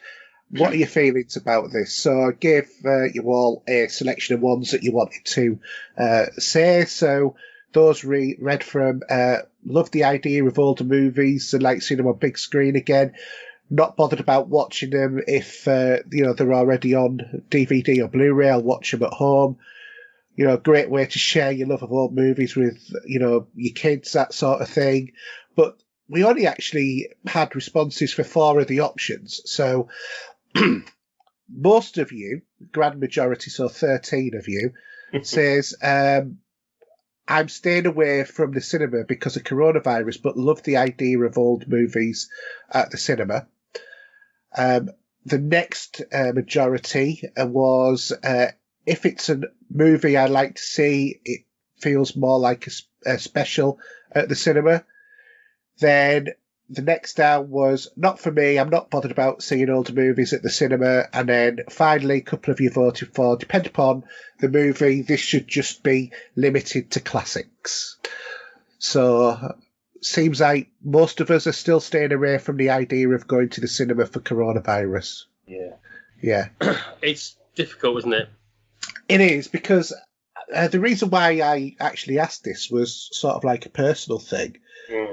Because I saw that The Empire Strikes Back was on, but I was working, so I couldn't take my son to it. But last week they had Back to the Future on at the cinema. And I mentioned this to my wife and said, what about if we all go and see it, And she was like, oh, no, I don't want to because of coronavirus, which, I understand and I respect. That's fine. But I thought, I wonder how many people are actually still put off about the idea of coronavirus, because when you're walking down the high street and that, people aren't social distancing, are they? So I wanted to know, is there more than like me and my wife who were thinking, I don't really fancy the idea of going to cinema actually, or what? But it seems like most people, nearly half of the people who voted were wanting to stay away from the cinema because of coronavirus. So kind of does make sense why they're not putting the new big movies on at the cinema at the moment, because the people aren't going to go and see them. No, I mean, they're going to be video on demand, some of them. I don't know what's happening to Wonder Woman 1984. I thought that was still coming out this year as far as I last looked. It might be later on, but who knows? Yeah. Where do you fall in with this? Are you staying away because of it? I'm tempted to go.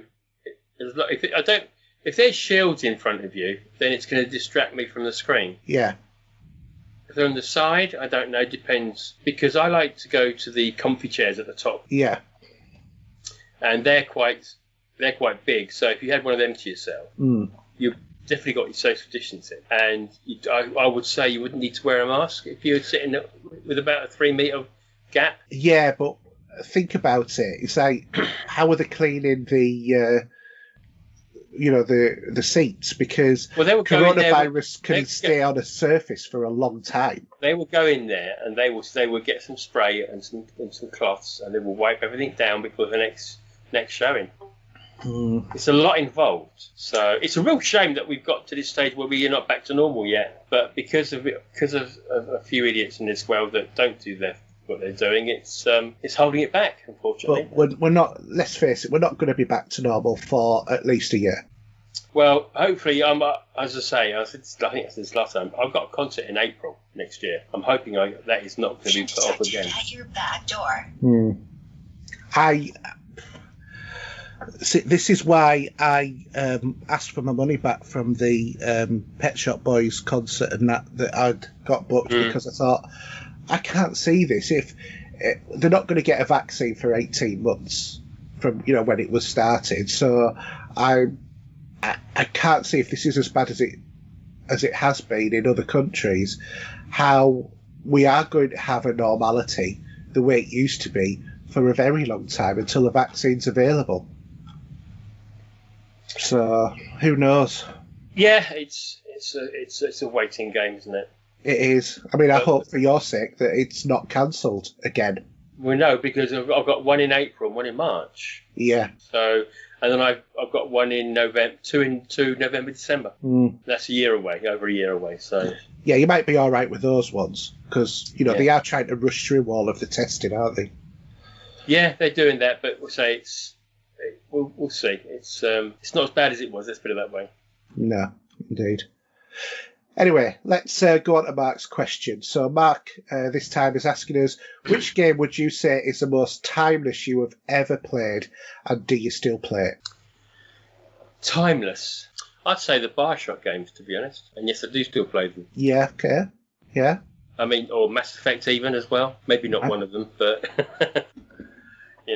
that franchise, which is crying out for a reboot and an actual refresh, but... Yeah, I think Bioshock and even Fallout as well. Yeah.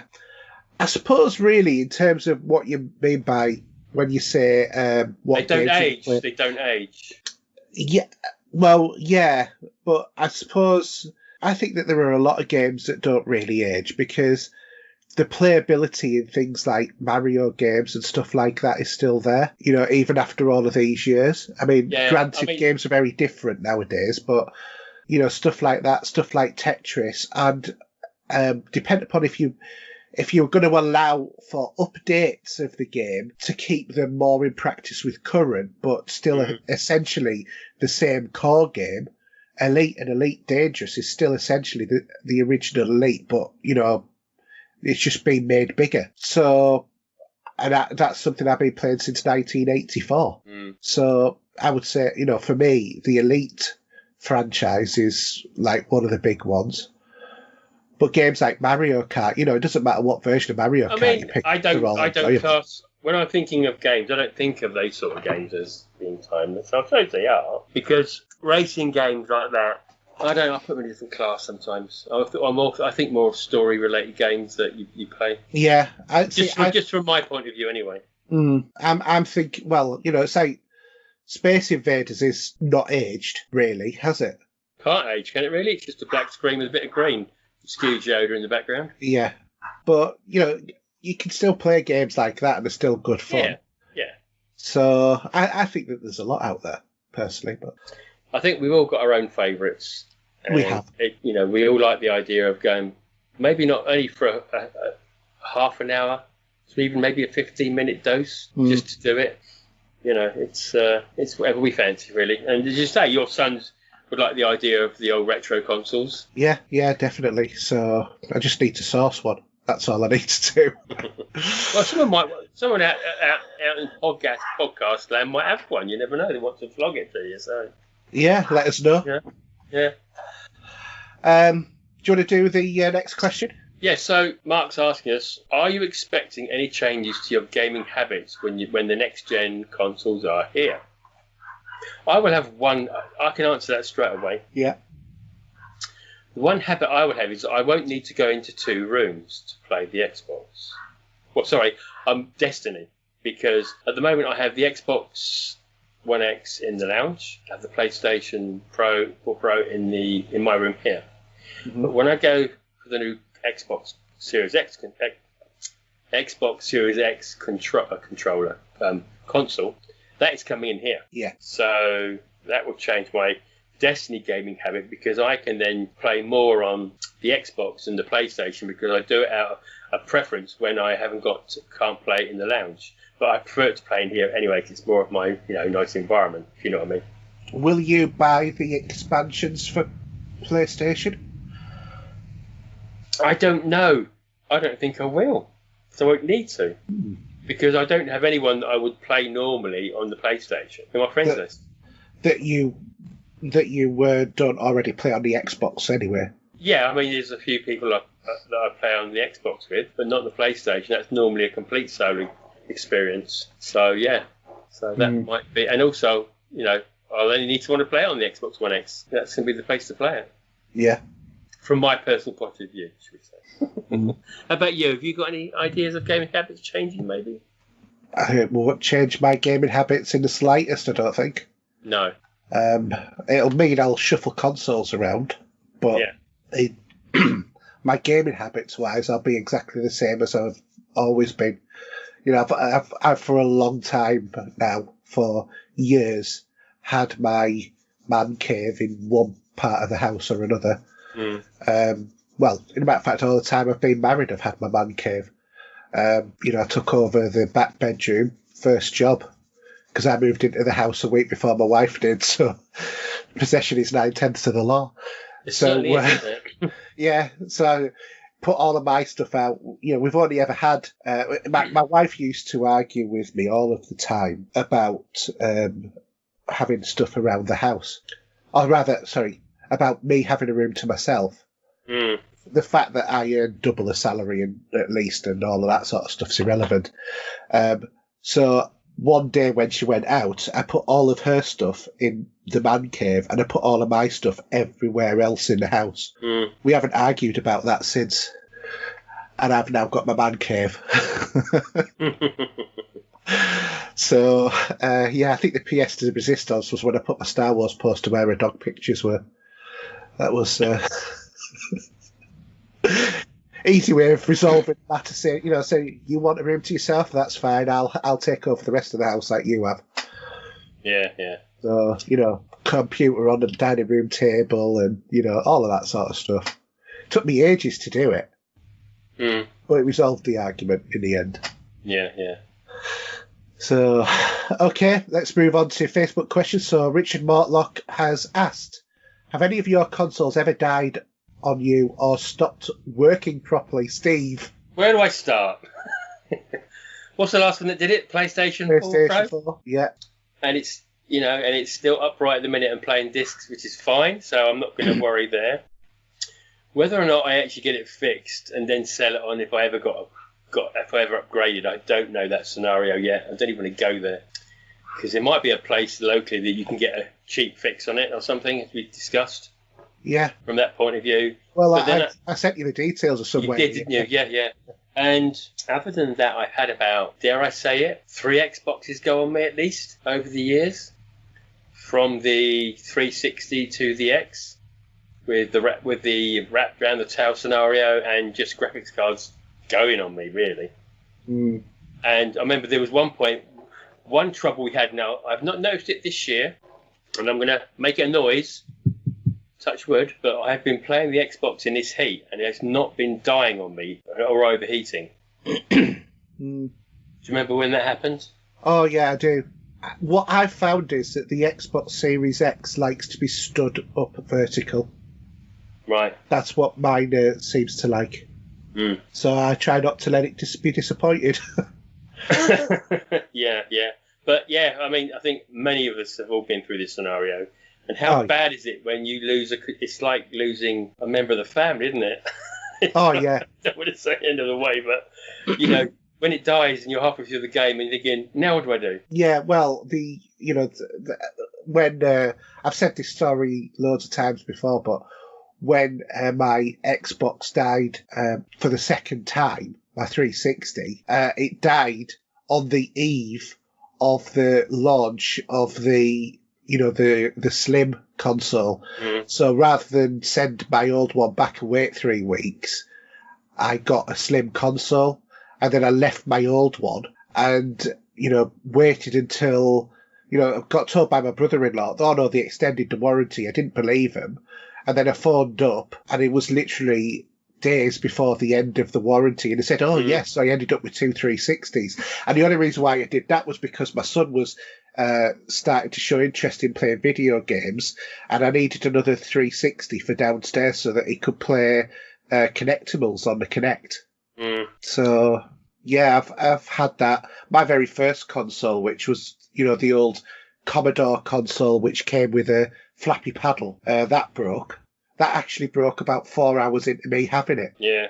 It overheated and melted itself. And weirdly enough, and this is what I don't understand, because my parents paid a fortune for this, they never took it back and they never got the money back on it. So I don't know why, when they'd spent something like 60 or 70 pounds, and this is sort of like, late 70s, early 80s, that was a lot of money then. Yeah. And, they didn't do anything. I never understood that. But yeah, I get it. I mean, I think when my one died, I think I just went back to the shop next day and picked up a new one. Or no, did I? No, I think I had one. The kids had one, so I nicked theirs and brought it downstairs. They weren't too happy about it. Yeah.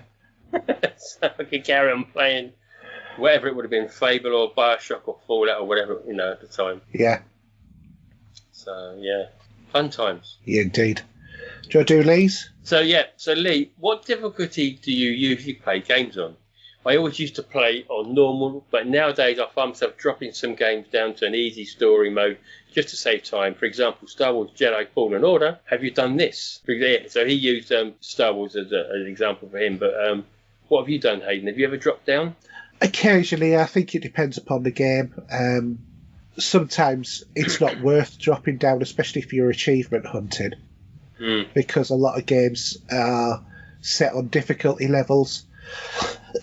But for example, with The Last of Us, I think I played that on normal rather than on hard, because I didn't want to get peed off with the game in the same way as I did with the first one. But I always used to, for example, play Call of Duty on Veteran. But nowadays, I can't be bothered. Repeating the same bit about 20 times until you figure out what direction where you have to stand so that the sort of like pre-scripted bit doesn't kill you. Yeah. So, what about yourself? Well, I've done it occasionally, depending on. I'm not too much got the orientation of the I need to get all the game achievements. Now, if there's a game there that doesn't penalise you if you drop down due to the mechanics of the game and you would rather not spend half an hour doing the same bit over and over again but want to enjoy the story, then I might just drop it down anyway. Yeah. Because at the end of the day, you want to experience it and enjoy it. You don't want to keep having to hammer one part of the game because you can't hit that button in the right coordination that you need to do. And I know we're all getting on a bit. Our mechanics from our brain to our hands at our age are a little bit different to the old kids, so whatever, Yeah. I'm not ashamed to say I drop it down to easy occasionally just for the state of the story.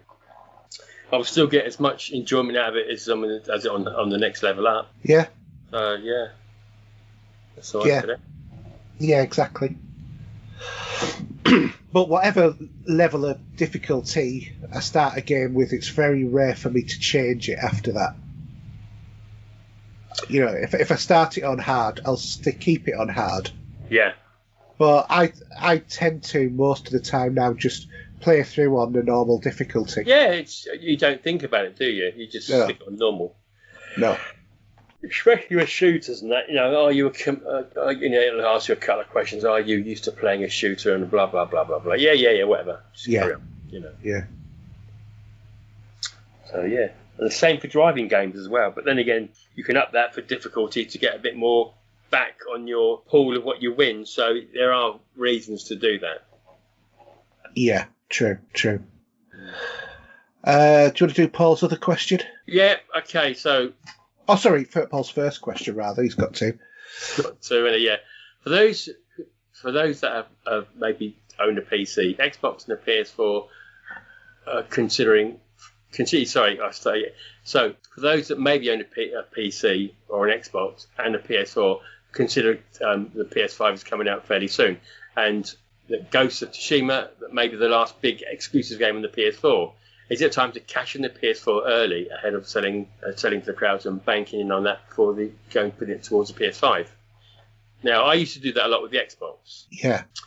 But there's nothing for me on the PS4, PS5 at the moment anyway, so I'll keep my broken one going in the position it's in at the minute. And the Xbox will be staying in the lounge and being used as a possible change of area to play a game if I can carry on. Mm-hmm. Or as a 4K Blu-ray player. Yeah. In the lounge. If when I watch a film with the family and I put something that I've got on disc, I can just go and use that. Mm-hmm. But I mean, is it going to take a while to get the next level up on the PS4, PS5, for example, to the level we've got to Ghost of Tsushima at the end of the cycle?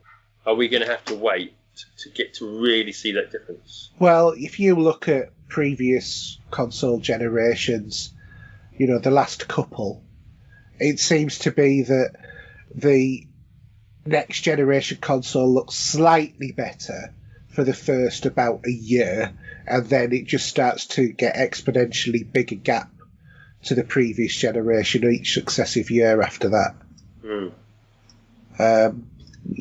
So I mean, just look at the difference in like the Assassin's Creed games and all of that sort of stuff. There's definite advantages there, and I'm sure we'll see definite advantages to the new gen consoles anyway. But I think this is horses for courses. If there's nothing else on PS4 that you want to play or that is coming out, then by all means cash in. Me personally, I'm not going to, because my son has already said, Dad, can I have your PS5 when PS4 when you get your PS5? So he's getting the PS4. The PS4 Pro's going to where my PS4 is at the moment to run VR, which is in the living room, because that's the room where we got the most space. And the PS5 will come into the man cave. and then he'll come in and play on both anyway. So, so sort of like just got this sort of like sharing, swapping sort of thing going anyway. I don't have that anymore. It's great. But I think otherwise I'd probably sell my PS4 because there'd be no point in having it. Sorry, yeah, my PS4, but I don't think I would sell my Pro. Well, no, I don't know. Maybe. Who knows? No, I wouldn't because I've had PS5 in the other room. So I said PSVR in the other room. So yeah. What about yourself? Well, as I said, I'm gonna leave the Xbox One X in the lounge. Yeah. Hopefully the Series X, when it comes out, will go in here. I will leave my PS4 Pro running in here until a point I need to upgrade, which won't be. I might, maybe not for a year, maybe. When the PS5 Pro comes out. And will you sell your Pro at that point? Well, I can only sell it once I fixed it. Yeah. Because that's the only other downside to it, unfortunately. So it might be worth fixing just to sell it, but I won't get much back for it. It might be worth testing before you actually try and fix it to see if it is actually working again, because sometimes these things have a habit of putting themselves right, don't they? Yeah, as soon as they do, then you quickly send it. Yeah. Sell it. And then you'll find out that some of the testers say, sorry, it doesn't work sideways. You think, oh, God, no. You boxed it all up to take it over, and you've got to take it all home again. Yeah. So, yeah. Okay. Do you want to read Paul's next one? Okay, so he's read a rumour that Sony would be bringing movie streaming to the PlayStation Now service. That would be a bolt-on service to add on, that would add on any real value to the PlayStation service that we got now. PlayStation Now, yeah. Thank you, yeah. Now, Sony need to buck up their ideas that the Game Pass has really taken a grip. Adding movies to the PlayStation Now service would seem to me like more of a panic for me, but would it turn out to be true? Now, what's Scott Kidd saying there as well? Oh, no, Scott Kidd's is a separate question. Oh, okay, yeah. So I wouldn't go for the Sony service anyway. I don't think it's worth it, personally. Mm-hmm. If they have movies on it, it doesn't make any difference because I can watch any movie I want with all the services I have now. There's no need for another service. It seems that I think PlayStation, like the old Shay Sony, are too late for doing something like that now. I think they should have done something much more sooner than now, or even with the idea of Game Pass, they should have done something with that as well. Whether or not they will bring some sort of service, I don't think so, because I really think where they're going to be selling two SKUs of the PlayStation 5, you're going to have a digital version and a disc version. The digital version is going to make them money because that means you're tied to buying the digital prices that they are going to be selling you at that you have no choice in. Obviously, you might be able to go to other people like CD Keys and get a cheaper version of a game, maybe. Mm-hmm. But more than not, you're going to have your hands tied at these 70 to £60 games as a digital download, and that's where they'll make their money, personally. What about yourself? And more so. Oh yeah. Well, I was subscribed to PlayStation Now. I did a year's subscription, and to be honest, just didn't really use it very much. I wasn't impressed with the streaming service. It was very poor, and would frequently drop connection no matter what. And I've got decent enough broadband for it not to. But it was much better when they started being able to download games from that service. Yeah. That was a lot better. And they had a lot of games in there. And they had a lot of games in the service, but they weren't the most recent ones, like the way that Game Pass are doing it. So, and I think exactly as you said, adding movies and TV shows into it would not rescue it for me. Yeah. So, I mean, I've got Netflix and Amazon Prime. Yeah, so have I. And Shudder as well on top of that. Yeah, I only subscribe to the two, but I have Netflix. And then Sky Movies. So I've got, maybe that might be too much, but you know what I mean. I don't need another. See, I don't even do Sky Movies. I refuse to pay the amount that Sky Movies costs extra because it's something like £20, isn't it? And I just think for a monthly fee, that's more than enough. So, yeah. I can't really say much more than that. So we'll go on to Scott Kidd. With the next generation round the corner and with more memory, what genre will have the biggest overwhelm like frames per second did this generation, or FPS? I presume it means frames per second, or does it mean first-person shooters? No, it's genre, isn't it? So it'll be first-person shooters. Duh. So what do you think is going to benefit more from the hardware? Well, I think we're going to get that. We're going to get, I suppose, we're going to get games that are nearly close to PCs running that are going to be more. Well, I haven't used my eyes yet, so I can't even say what it's going to be like. But I think that the biggest thing is going to be for like open world games, where in a lot of open not Destiny as well and games like that. Well, maybe, but only if they put those planets back in that they're taking out that I'm not happy about. But it's only you, but don't worry, carry on. I'm sure that there's other people who are hacked off with it because it's taken away a lot of the content from the expansions. But irrespective of that, I think a lot of sort of open world games rely on the mechanic of you have to crawl your way through like a narrow passageway to link two areas, which is really a disguise for a loading screen. But just so it makes you feel like you're having continuous action. And because of the extra memory and extra storage and that sort of thing, that's not going to be as necessary in this next generation. So, yeah, that's my feeling on it. Yeah.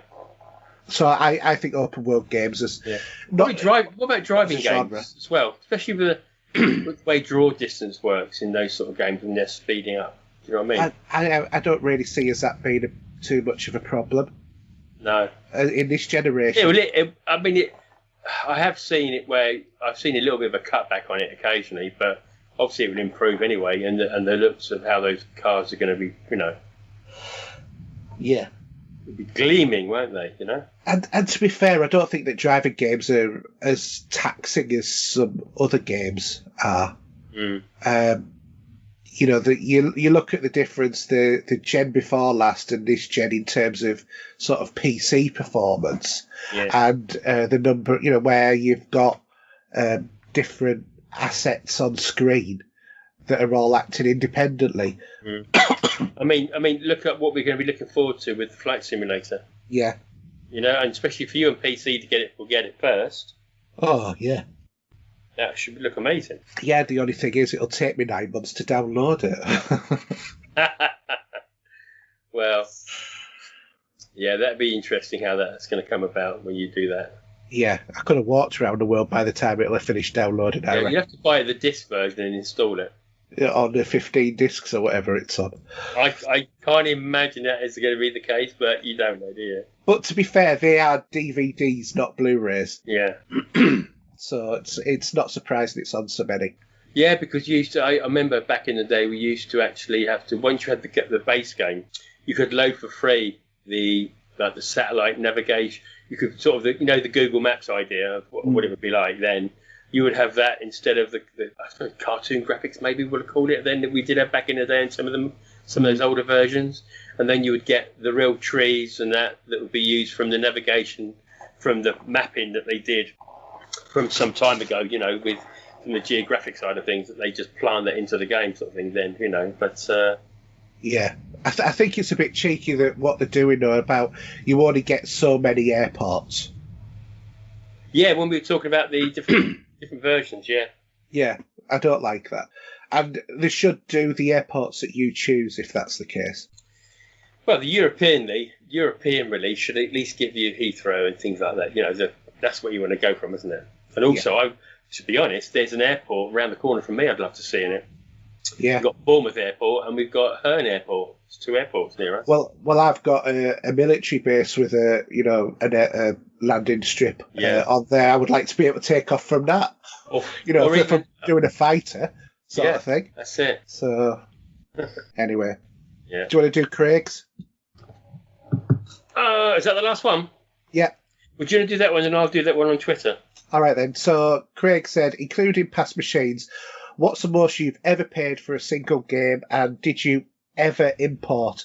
Also, same question for vinyl, DVD, and Blu-ray. So, well, I suppose some of the games back in the day, the world paid the standard price for them. Mm. And machines, they were a different kettle of fish back in the day, weren't they? They were a bit more expensive, I think. With the PlayStation 2 and that, what sort of prices were they kicking at when we bought them? Yeah. Well, the original Xbox, I paid, was it £400 was the asking price for the original Xbox, and then I took it down to $299 or something like that. But whatever what it was, I did that, and then I got the offer where they gave me £120 worth of stuff for being an early buyer. Mm. So yeah, I paid over on that. In terms of games, I think the two single most expensive games I've ever bought was Elite Dangerous, because of being a backer for it, and that was over 100. And also Assassin's Creed Ultimate Edition, which was 100. That was 100. But I thoroughly got 100% value out of that. What about Blu-ray DVDs? Because that's a different ball game. Because unfortunately, there's a lot of stuff you would like to have that's out of print. Yeah. And for example, I picked up something that was as rare as Rockin' Horse doo-doo, shall we say? We'll be polite about this. And I was after a copy of My Bloody Valentine from 1980. Mm-hmm. But it's never been repressed. It's never been re-brought out. So I had to pay over the odds for that, which is fair enough. Any film you want is whatever it's worth to you to have it. Yeah, but unless you're actually looking for something specific, Blu-rays tend to be, and DVDs tend to be similar priced. So, unless you get a real collector's edition. So I would say probably for a single movie, the most expensive version of any film, any one film I've ever bought, will be Flash Gordon 4K, because I've got the super deluxe box set. Yeah, the same for me for Blu-ray will be the 4K box set for George A. Romeo's, should I say, Dawn of the Dead. Yeah. And I did pick up the DVD Region 1 version, which I can't play on the kit I'm using now. I've still got it though. I wouldn't get rid of it. But this box set that's coming out will have all 4 versions of the movie in each of its different forms in 4K. And that was going for about 70, if memory serves. Yeah. Bit pricey, but it's, as you say, if there's something you want from a film you love, then it's a must-have. Yeah. I think that the most expensive sort of like Laserdisc I ever bought was the Star Wars Laserdisc collection of the original trilogy. Yeah. Because there, and I think that this was, what was it, about 2003, 2002, that was released. The collector's edition, whenever that, it was a special edition whenever that was done. So it's about 18 years ago, and that was £125. Yeah. And look now at the Star Wars collection of all the movies on 4K is now 200. Yeah. Yeah. Which is not worth it. Sorry. No. That's why I say I've gone for the original movies in 4K separately. That's enough. That's all I need. I am personally, I'm not bothered. No, you're not. I know. I find out. Well, I don't find it unusual because you do have Rogue One on 4K. Yes. Yeah, I do. I've also, even though I hate to admit it, I've got The Last Jedi in 4K because I wouldn't buy, a inferior copy, but I needed to keep my collection complete. But that's the only reason why I bought it. I think I've watched it once. 4K, you say? Or... Yeah, and it's like I've also got Solo in 4K. Oh, okay. Yeah, I'm not fussed about that film. Yeah, but no, I really wanted Rogue One because I think that is by far outpaces every one of the other ones. Zavvi will be releasing it on Steelbook edition, 3 disc, 4K at some point. Yeah. Which I will go for. And it's not coming out yet. I think they're doing the others at the moment. They're just finishing off the Star Wars trilogies. Yeah. So I'm not sure if that will be the next one after that. We'll have to keep an eye on the old Twitter for that. The red carpet, be able to pre-order that before pre-midday from 9 when it comes out. And you've already got a copy already, haven't you? But I will probably go for a Steelbook edition anyway. For that. Mm. So vinyl's a different beast, to be honest. Because how much did you pay for your last one you bought? The Black Hole? Yeah. £5. Yeah, there you go. And what's the most? But then you can spend up to 40, 50, 60, 70 pounds on a vinyl. Yeah, The Fifth Element, I think, is the one I've actually laid out the most cash on. Yeah. But that's the Mondo one. But I didn't get it from them. I got it from Amazon. Yeah, because they do have a few of the Mondo ones there. Yeah. So you can do it. And also, HMV do a few of them as well. If you're lucky, you can always pick them up from there. Mm-hmm. If you have a HMV, that is. But you see, the thing is, again, we got this out of print scenario with eBay, which does the mind boggles. And I was just tweeting earlier to someone, I really want The Shining. Now, as I said before, this will not happen at the moment. Wendy Carlos is not releasing that in any shape or form for a license. But if you look on eBay for the Shining on vinyl, it's expensive. We're talking 250 plus. Maybe you get one at 70 quid, but it might not be. The quality might not be as good. Do you know what I mean? Yeah. But yeah, hey ho. But I've ordered a CD of it on a European release. It didn't really happen. You've also got that Star Trek CD collection, haven't you? Oh yeah, of course. Yeah, that's out of print now. Yeah. That you haven't MP3'd for anyone. God, that'd be a while. It's 5,000 copies of that, but forget MP3. It's gorgeous as a set. Do you know what I mean? Yeah. There's loads of books in each of those seasons with lots of information on how they put that together, which is what it's all about, though, isn't it? Really, when you buy these, you know. Mm. I mean, I've got the Planet of the Apes box set as well, which is 5. I think it's four CDs with 5 movies. You know, but yeah. Hobbies aren't cheap, unfortunately. No, definitely not. Should I bring this first question in then? I mean, got it. You could probably answer this as well, actually. So this comes from Albert Menfrey on Twitter, and this actually came in. I was sitting in the garden this afternoon, and it just popped up. He says, "You may want to save this question for the show. As a person who watches a lot of movies and purchases soundtracks on vinyl, what makes a good cinematic soundtrack, and what catches your ear and draws you in? Have you ever enjoyed a soundtrack on an otherwise poor film?" Do you ever think about that one? Yeah. There are loads of... I think, for me, in terms of what makes a good soundtrack, is that the soundtrack has to add to the movie. That it has to, at the same time, be part of the identity of the whole movie, but a thing in itself. And it has to be able to be a vessel to convey the emotional resonance of the scene. So, like, for example, the Imperial March, that music sets the tone for the scenes that it's in. And you know that you come into something, oppressive, ordered, all of that sort of stuff. But to me, if you get the right music to any scene, it lifts everything, and it becomes more than a sum of the whole of its parts.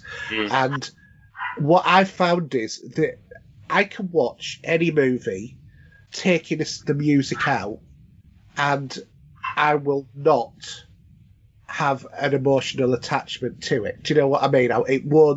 I've never found a movie where there is no sound or no music that has ever brought me to be in tears, as it were. But where there is a movie that has music attached to it, and it's conveying an emotional scene, the same as one without music. So, some of them just the sound of that music, when it plays perfectly with it and it complements it, it gives me that much stronger emotional reaction to it.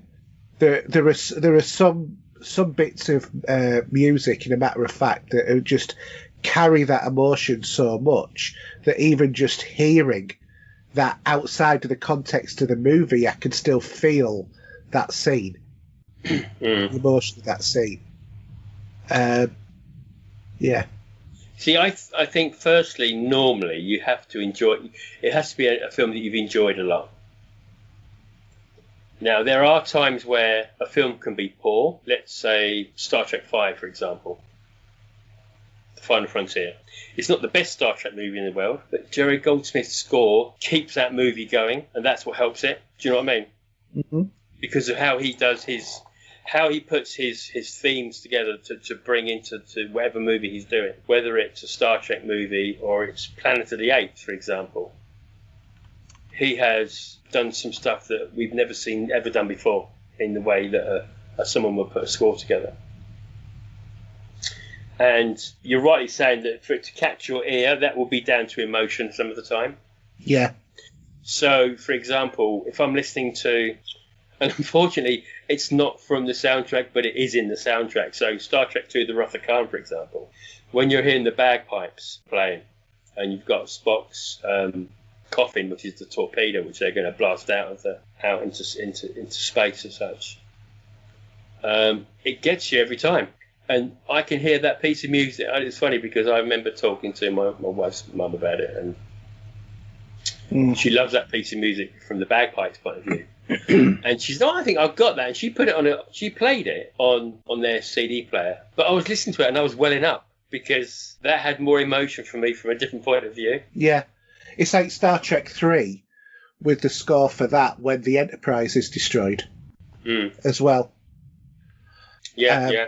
But also, and do you know what? I'm going to say a lot of this for me is Jerry Goldsmith music and Star Trek, because one of the things when, I saw this, because I saw this tweet earlier on, and you mentioned, as soon as we started the call that you were going to bring it in, the thing that occurred to me straight off, now, don't get me wrong, I love Star Trek the Motion Picture, but as a film, it's a bit rubbish. It's a 60-minute episode of Star Trek being expanded to 2 hours. But I still love it. You're on very thin ice here on this. Mate, I love Star Trek the Motion Picture, but it's thin. A lot of it is special effects. You got 20-odd minutes. I disagree, but carry on. Go on, carry on. But some of the music in there, I think is some of the best Star Trek music going. It's like when you get introduced to the Klingons meeting or approaching Vija, with that. Which has been carried on all through the whole series. Yeah, exactly. And then it goes goes to that to where it's got the space station. The Klingons being destroyed, and it's got that brr, brr, brr sort of music, and then it just suddenly jumps to Next Generation which is actually that. If you've not seen it, Google it and have a look at it being played. But the blaster beam is one hell of an instrument because it is really long and it's basically giving you those noises that you wanted to use for that. But then again, you're going to get the scene where you got Kirk and Scotty in the space station, and they take the easy route, should we say, or not the quickest route to get to Enterprise by doing the flyby in the shuttle. And that is something like 7 minutes long. Yeah, but that piece of music is one of the best pieces of music in the film. It really is. It is.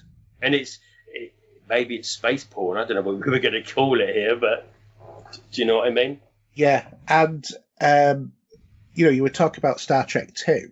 But when you look at Star Trek 2 and the Reliant theme tune, I love the Reliant theme tune on that, because that was every time that they showed, Khan's ship. That was a brilliant piece of music. I think Jerry Goldsmith is... Yeah, that was James Horner, I remember. Oh, yeah, it was. But I think generally speaking, because Jerry Goldsmith obviously did Voyager and stuff like that as well, he's done such a contribution to cinema music. He was fantastic. Yeah, absolutely. We ran out of time. Well, I say we ran out of time doing the Film 89 special on Jerry Goldsmith, because looking at his wiki list of films that he's done is incredible. And I think if I wait, other than John Carpenter, if I'd say how many I've got regarding CD and vinyl, whatever I have, nearly the biggest one is going to be Jerry Goldsmith. And I'm going to change things as well. A couple of other soundtracks that I reckon are absolutely brilliant is Vangelis with Blade Runner. Oh yeah, I have that. How many times have I got that album? Yeah, that is pure. That is just one of the best soundtracks I've ever done. Yeah, and I love the saxophone one in that. Yeah. That theme. Memories of Green, I think it's called. Something like that. That one is absolutely fantastic. I did have another one in my head as well, but I'll have to come back to it because I can't think of it. But I also like when they do more contemporary sort of music rather than... that was it. Sorry, Eric Serra. So Eric Serra doing like The Big Blue. If you've heard that soundtrack, that is a fantastic soundtrack as well. I think there was one track on that whole album that I don't like. The rest of it is absolutely brilliant. It really does. It gives that sort of like aquatic sort of feel to it. But I also like some of the stuff where they do more contemporary music. So, like for example, Guardians of the Galaxy, where they've used sort of like 70s, 80s sort of pop music or rock music, whatever. As giving part of that as a character to the movie, which obviously is linked to Peter Quill because he had his Walkman and then he was given the Microsoft version of it, whatever it was called.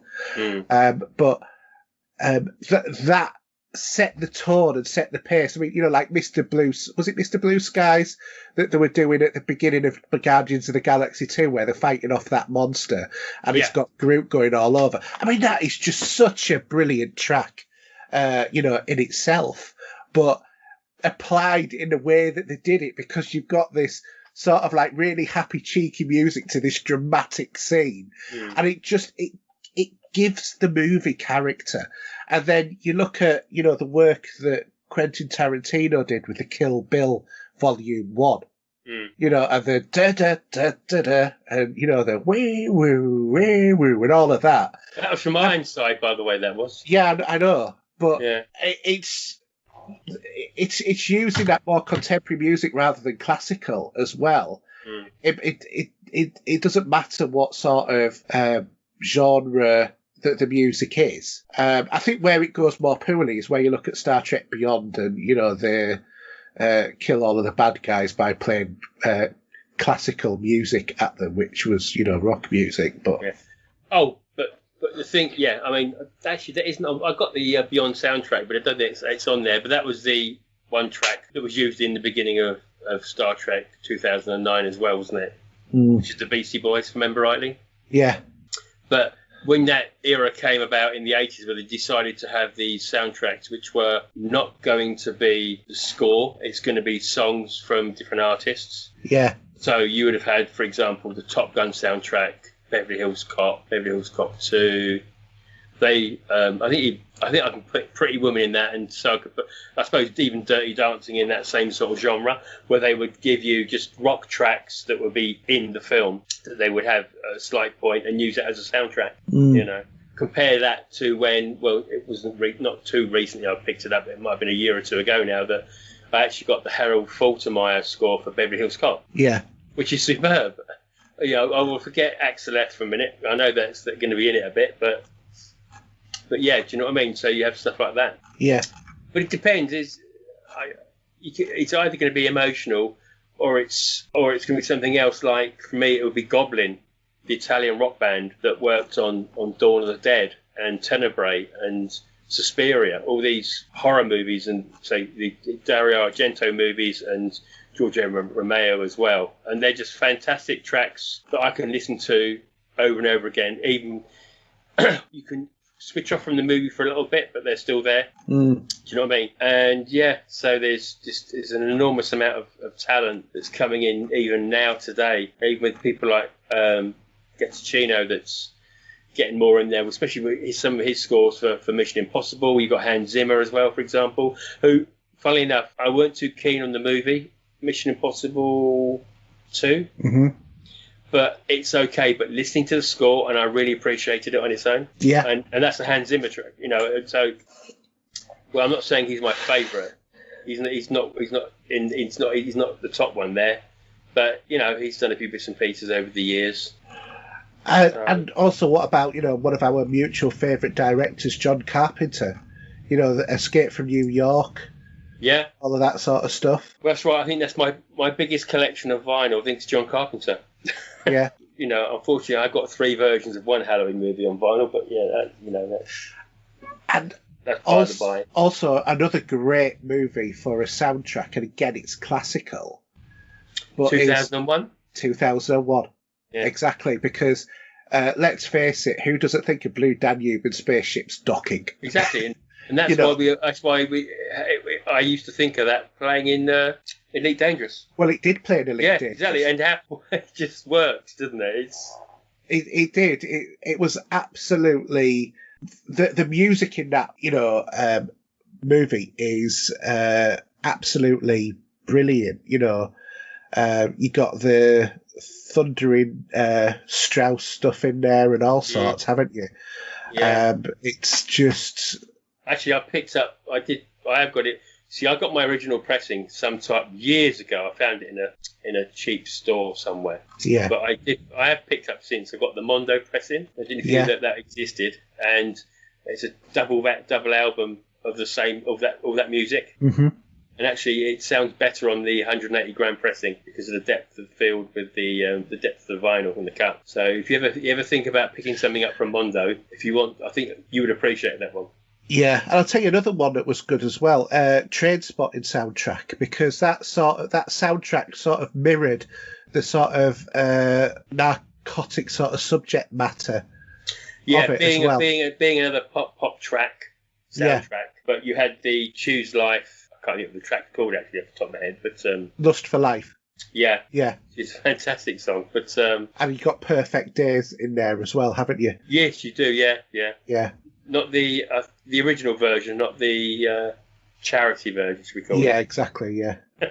But there's some fantastic songs in that, and also what about Purple Rain? I mean, I'm not a Prince fan, never have been, but.